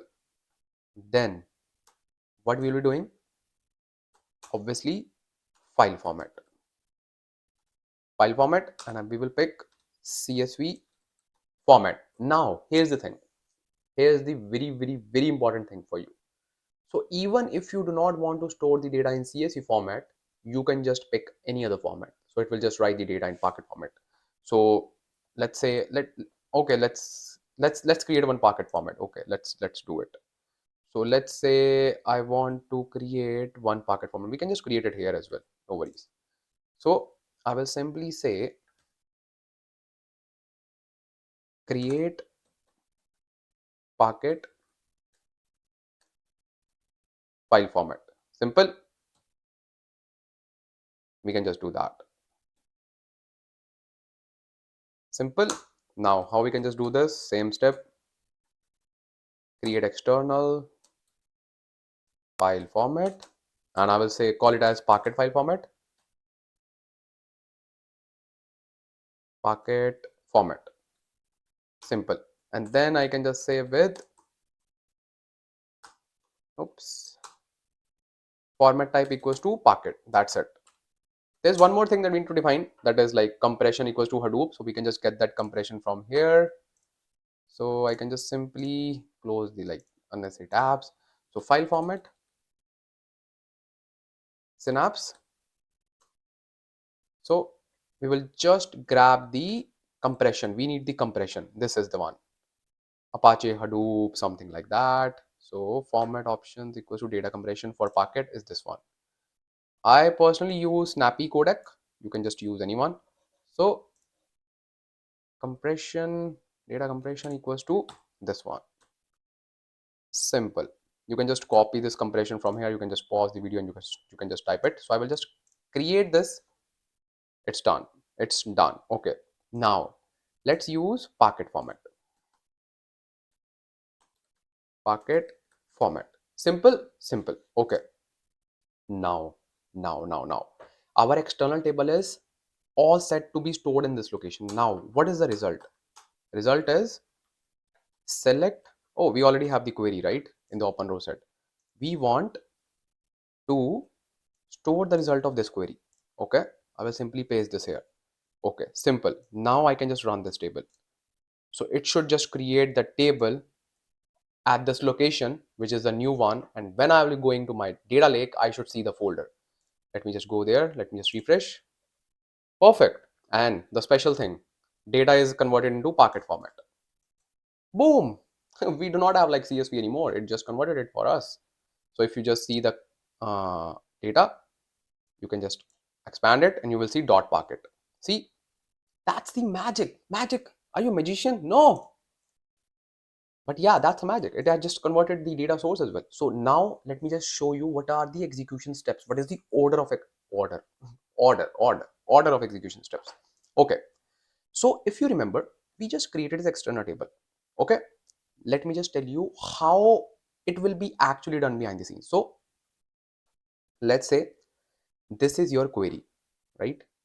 This is your query. This is your query. This will return something like some data, right? And this is your data lake. Okay. Now this CETAS statement will first transfer your data. Do not go to the syntax that is written here. I know that we are creating external table first and then we are just storing the query. No, that's not how it works behind the scenes. It will first return the result of the query. It will transfer that data to this folder. First, this thing will be done. Okay. Once the data is there, then it will create the external table on top of this data. Just write down these steps. These are the order of execution, like how CETAS will be performing these steps. Okay, I know this was a good one. So we have covered CETAS, we have covered external table, like we have covered like so many stuff, right? Now, if you want to create views on top of this Openrowset function, can you do that? Yes, you can do that. So for that, I can just create a new query, new script, new SQL script, and then you can just pick on serverless and I will say views. Okay. So I will simply say views, and views are just like the queries. We are just storing the result. That's it. It will not write any data. Don't worry. And we can simply create view, and view name will be, let's say, revenue view. Okay. As same query. Simple. I will just run this command and it should just create the view. It will simply create a view. View is just like the object of the query. That's it. So I can just simply query the view as well. It is very handy when you do not. So yeah, let me just share this. If you want to use this Openrowset function, you do not want to create the table, right? You do not want to store the data anywhere else, but you want to use this query again and again. Then in that scenario, you can just use this view, because now you do not need to worry about this code. You can simply say select asterisk from revenue view. Simple, right? Yeah, simple. You can just get the data. Perfect. Oh, I know what you are saying. You also want to query that table that we created. Okay, let's query that as well, because that is a packet data. Set asterisk from, what was the name of that table? CETAS? No. Revenue CETAS? No. Let me just check. What was the name of it? Revenue CETAS. Yep. Revenue CETAS. Let me just query it. Okay, perfect. Perfect. See, when Synapse works with Parquet data, it works very well. It works very well because that is the ideal, you can say, file format for big data. It doesn't work well with JSON or CSV. We have to do like so many workarounds for those, but still do not need to worry about that. So now we have like clean table stored in serverless SQL pool. So let me just first click on publish all to publish everything. Okay. So this was all about external tables, Openrowset function, and one more thing. Let me just share that thing. That is very, very interesting. That can be your tricky question in your interviews. Okay, we created table on top of this folder, right? On top of this folder. Okay. What if I will create a table, external table, but there is no folder available for that particular location? Did you get what I'm saying? Let's say this is my folder, see it as revenue. Okay, perfect. I want to create an external table that will say see it as revenue 2. Okay, on top of the folder which is called see it as revenue 2. But we do not have any see it as revenue 2 folder here. So what will happen in that scenario? Do you know? So the thing is, it will register the table for that particular folder. Whenever there will be a folder in future with the exact schema inside that, in the data inside that, it will create the table, it will show the result. I can just show you this scenario. This is very, very important. So let's do it. Let's create another script and let's say scenario. Okay, and I will create a table, create external table. Let me just first pick the database, external table. I will call it as revenue, let's say 2, revenue 2, let's say. Okay, and obviously I will define the schema. So for schema I can just go to the table, create external tables. Yep, I can simply go here and I can just bring the schema. Yep, perfect. I can just paste the schema here. Okay, this is my table. And what will be my location? Let me just grab as well. Don't worry, I'm not using the same location because we are just covering a special scenario. Okay, now this time I want to give location revenue. Okay, 1 to 1. Okay, 1 to 1. Revenue 1 to 1. Or let's say revenue 2. That will make sense. Okay, now we want to register a table. Will it run successfully? Obviously, yes. Let me just show you. Okay, but there is no folder there. See, let me just refresh. There's no folder there. So if I will be querying this table, what will happen? Then it will throw error. It will say there is no data. Data cannot be listed. Let me just query this revenue 2. It will say, bro, which table? Which table is not accessible? Data is not accessible, but table is there. If I just go here in the data tab in the SQL, in the external tables, let me just refresh. I have the table revenue 2. I have the table, but I cannot see the data. But if I upload the data, if I just create the revenue 2 folder with the same exact data file inside it, it will just show this data. It will just show the records. That's it. So that is a very tricky scenario and you should be aware of that. And now you are aware of that as well. Perfect, perfect, perfect, perfect. So now I think you have learned so much in the world of Synapse Analytics. Do not worry. We are just covering one more important topic, which is how we can just load data from Data Lake to Synapse Dedicated SQL Pool. What do I mean? Let's say I want to create a table in Dedicated SQL Pool, right?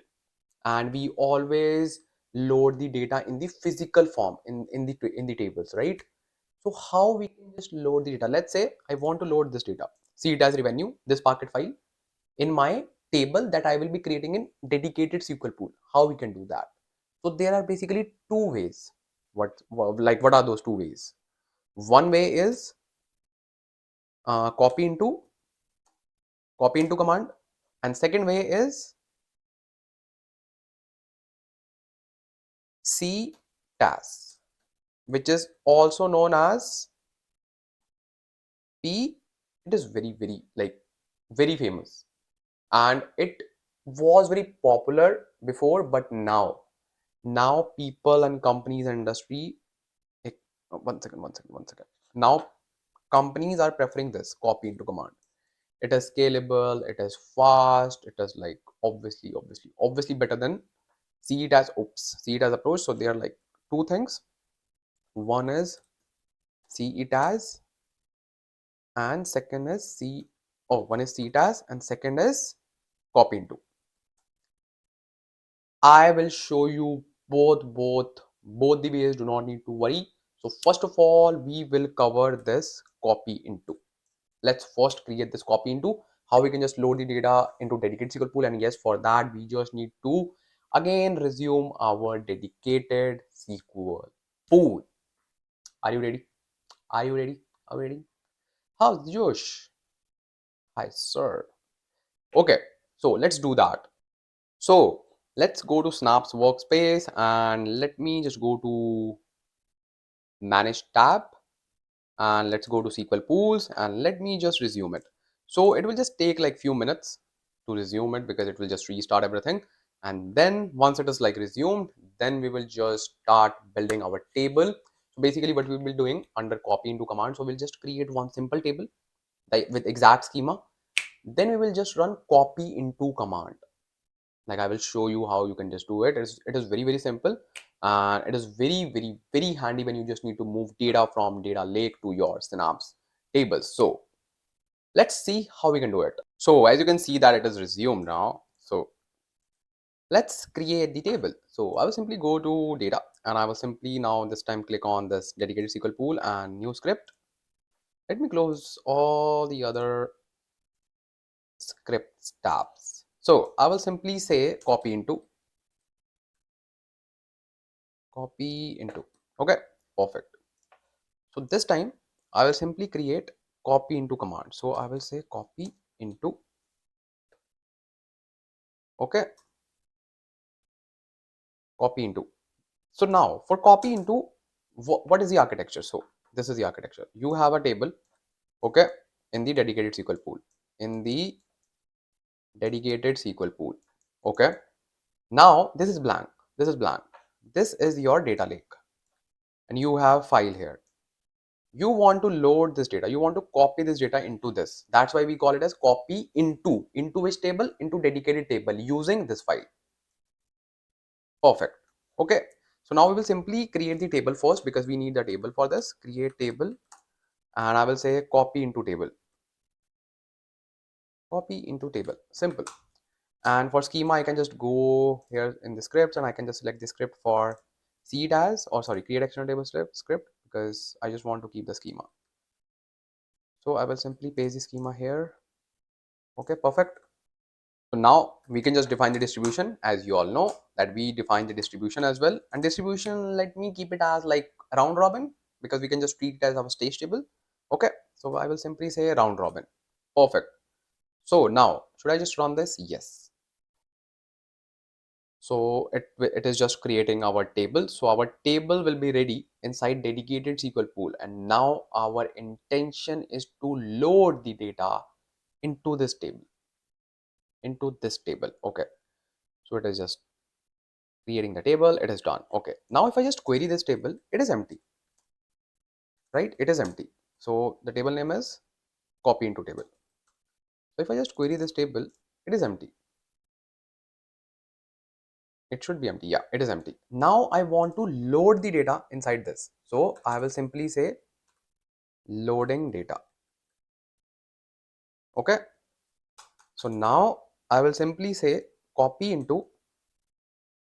Let me hit enter. Yeah, perfect. Copy into, and table name is copy into table from. So copy into this table from where? From where? From location. And how you can just get the location? Simply go to linked, like data and linked, and then raw. Click on this, and then CTAS revenue, right click on it and just select properties and just copy the URL. Simple. Now we can just paste the URL here in the single quotes. Perfect. So now everything is done. One thing is missing, how it will just identify the file type. So we will just say with file type equals to packet.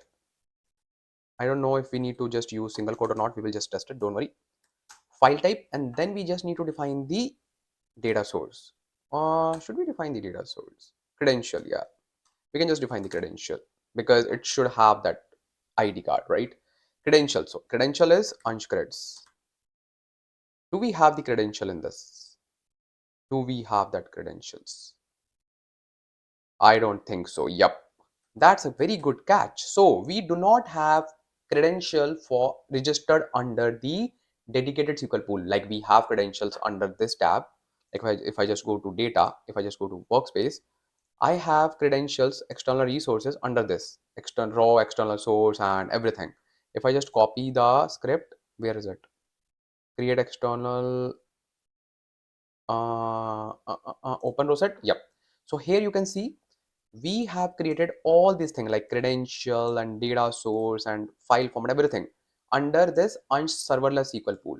So if we want to use this credential, we just need to copy this and we need to create credential in our database, like database scope credentials.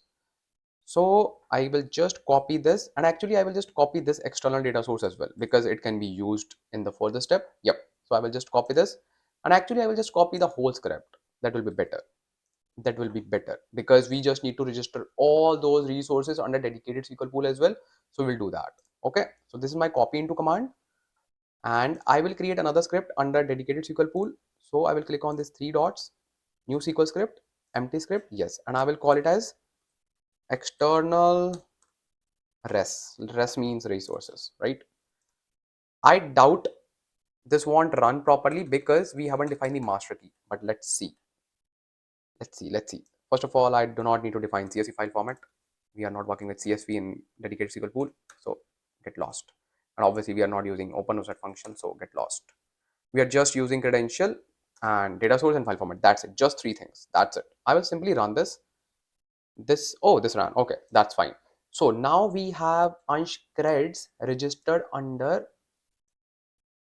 dedicated SQL pool as well. Now I can just use this credential, and I can just run these as well because these will be needed when we will be creating external tables under dedicated SQL pool. That is our next step. That's called Polybase. What is Polybase?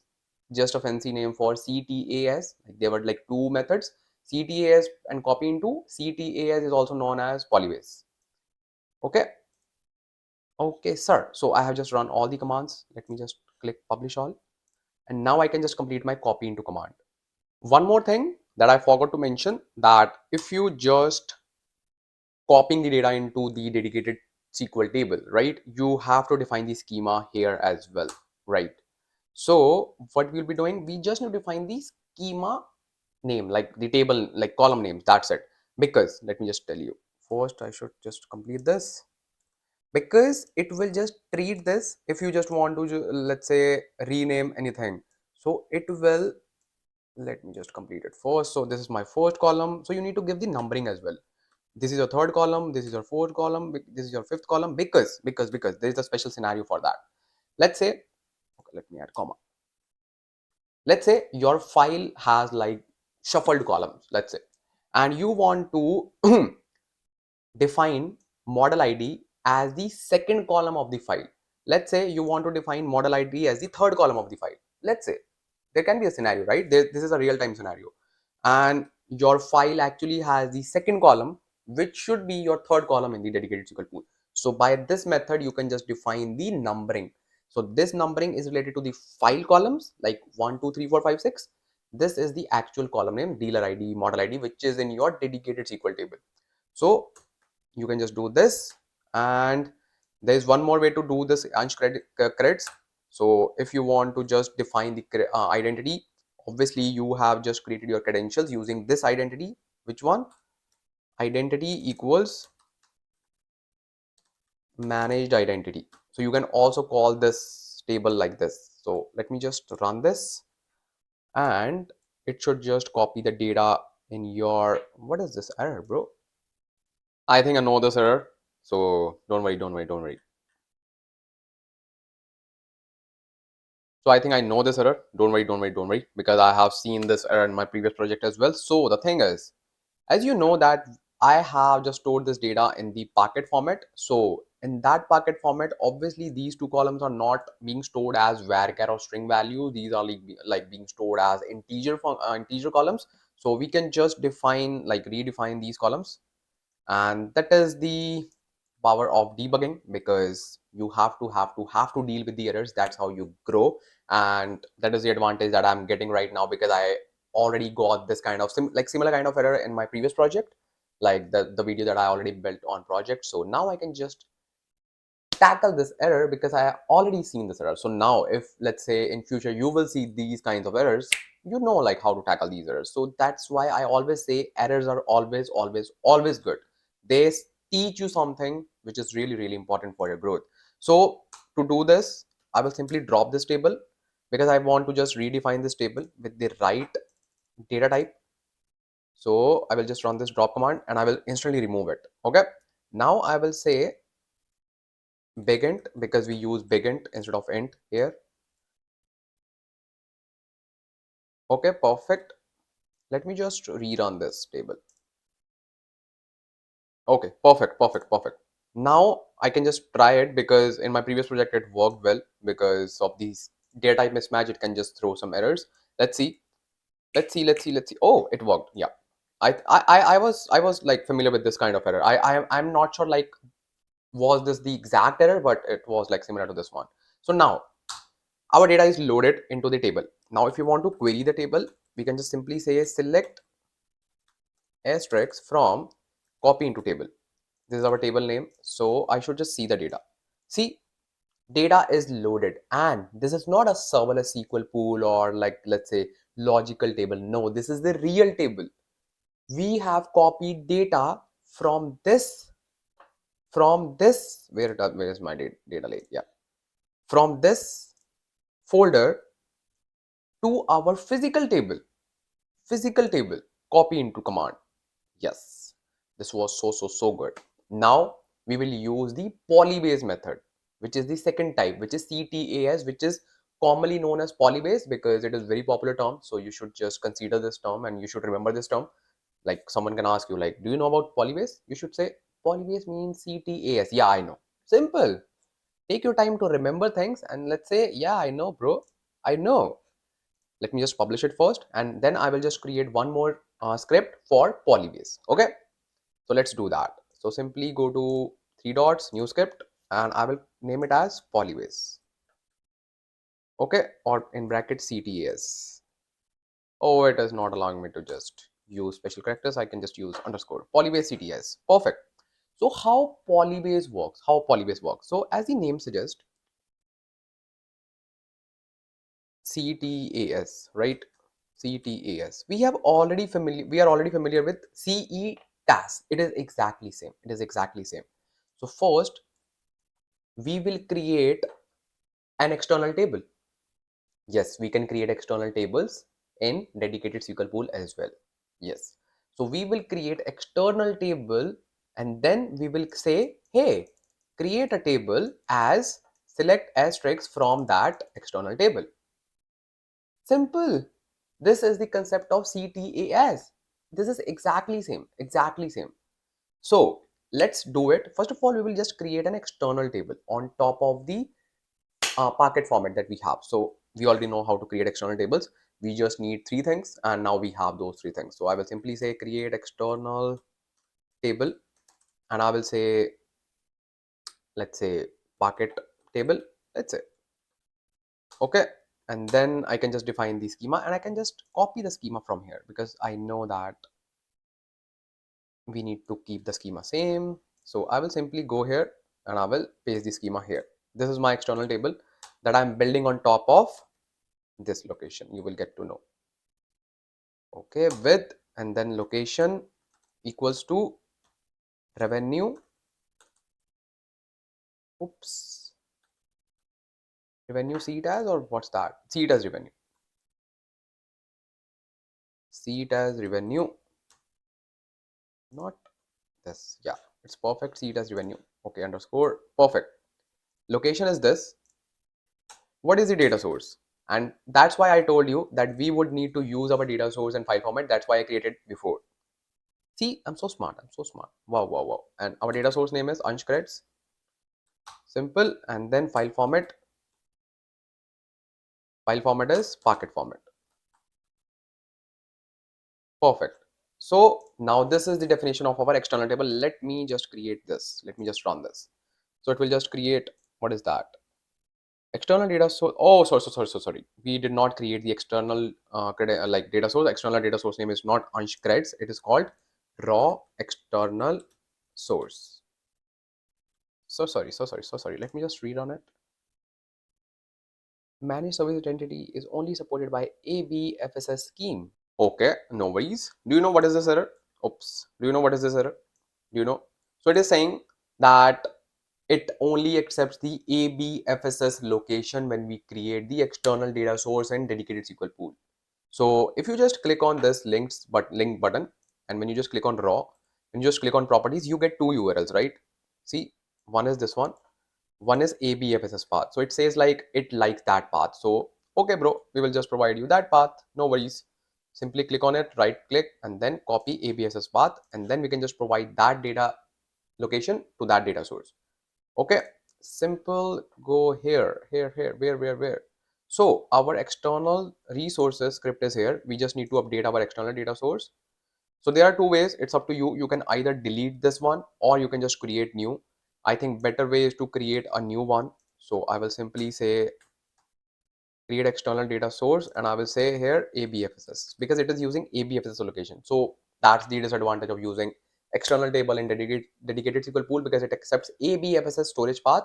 By the way, Databricks also accepts ABFSS path. So it's up to you. I personally like ABFSS, but while working with Synapse, so I use HTTPS. So we just need to update this path. So where is our path? Oh, I just copied it. Let me just recopy it and then properties and then copy the ABFSS path. Okay, perfect. Let me just go here and first I just need to write it, and obviously we can just remove the folder name. Perfect. And we know the reason because we are just pointing our data source to the container level. Now you are smart. Okay, let me just run it. Let me just run it. It ran successfully. Now I just need to use this data source because Synapse likes it. We can't help. It says like I want ABFSS path. So we will just provide ABFSS path. No worries. Let me just rerun it.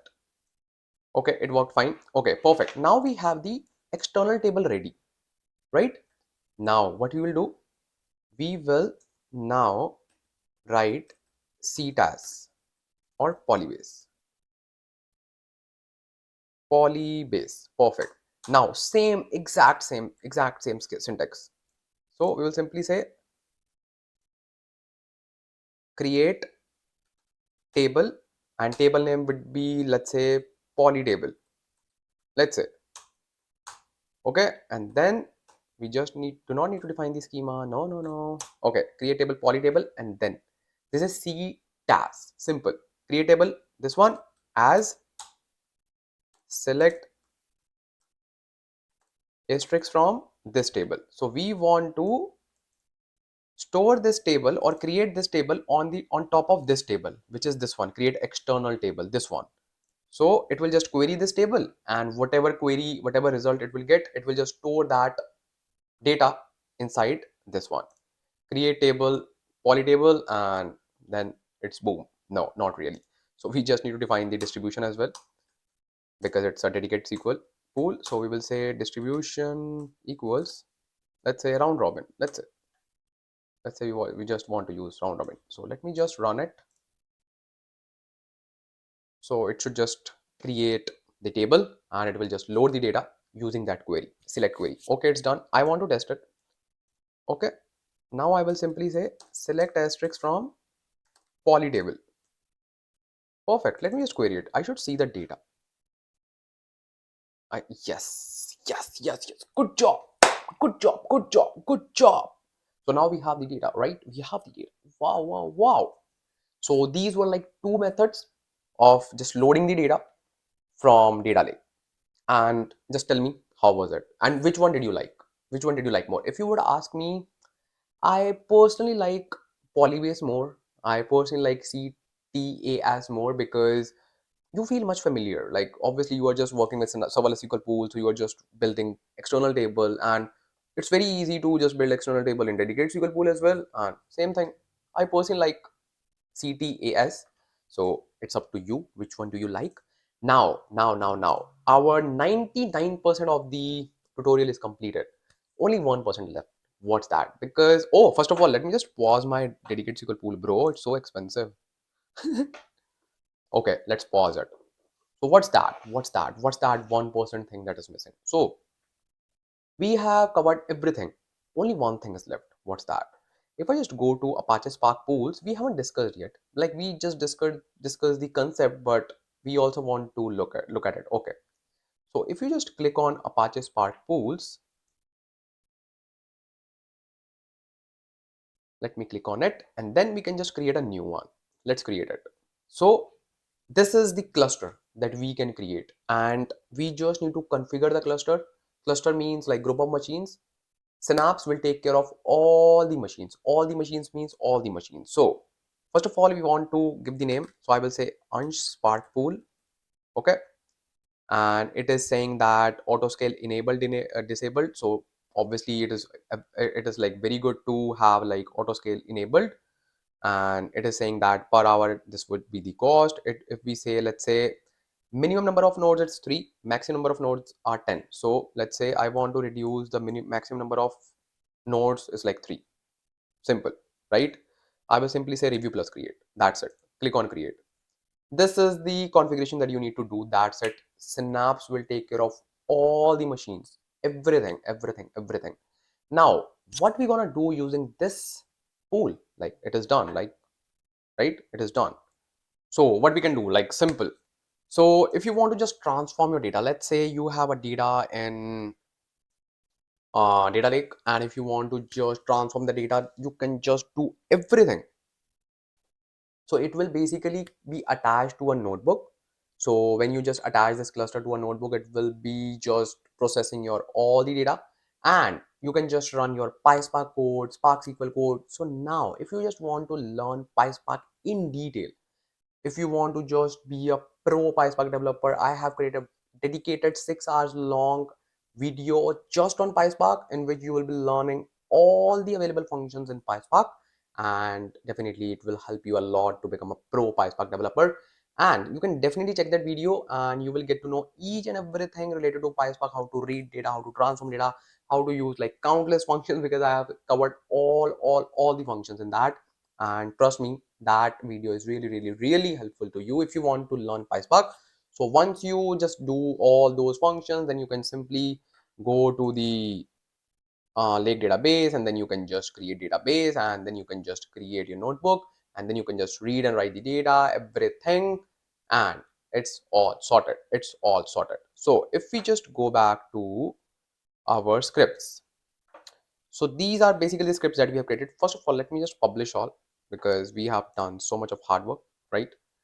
So, these are all the SQL scripts that we have created. So we have learned everything from scratch, everything.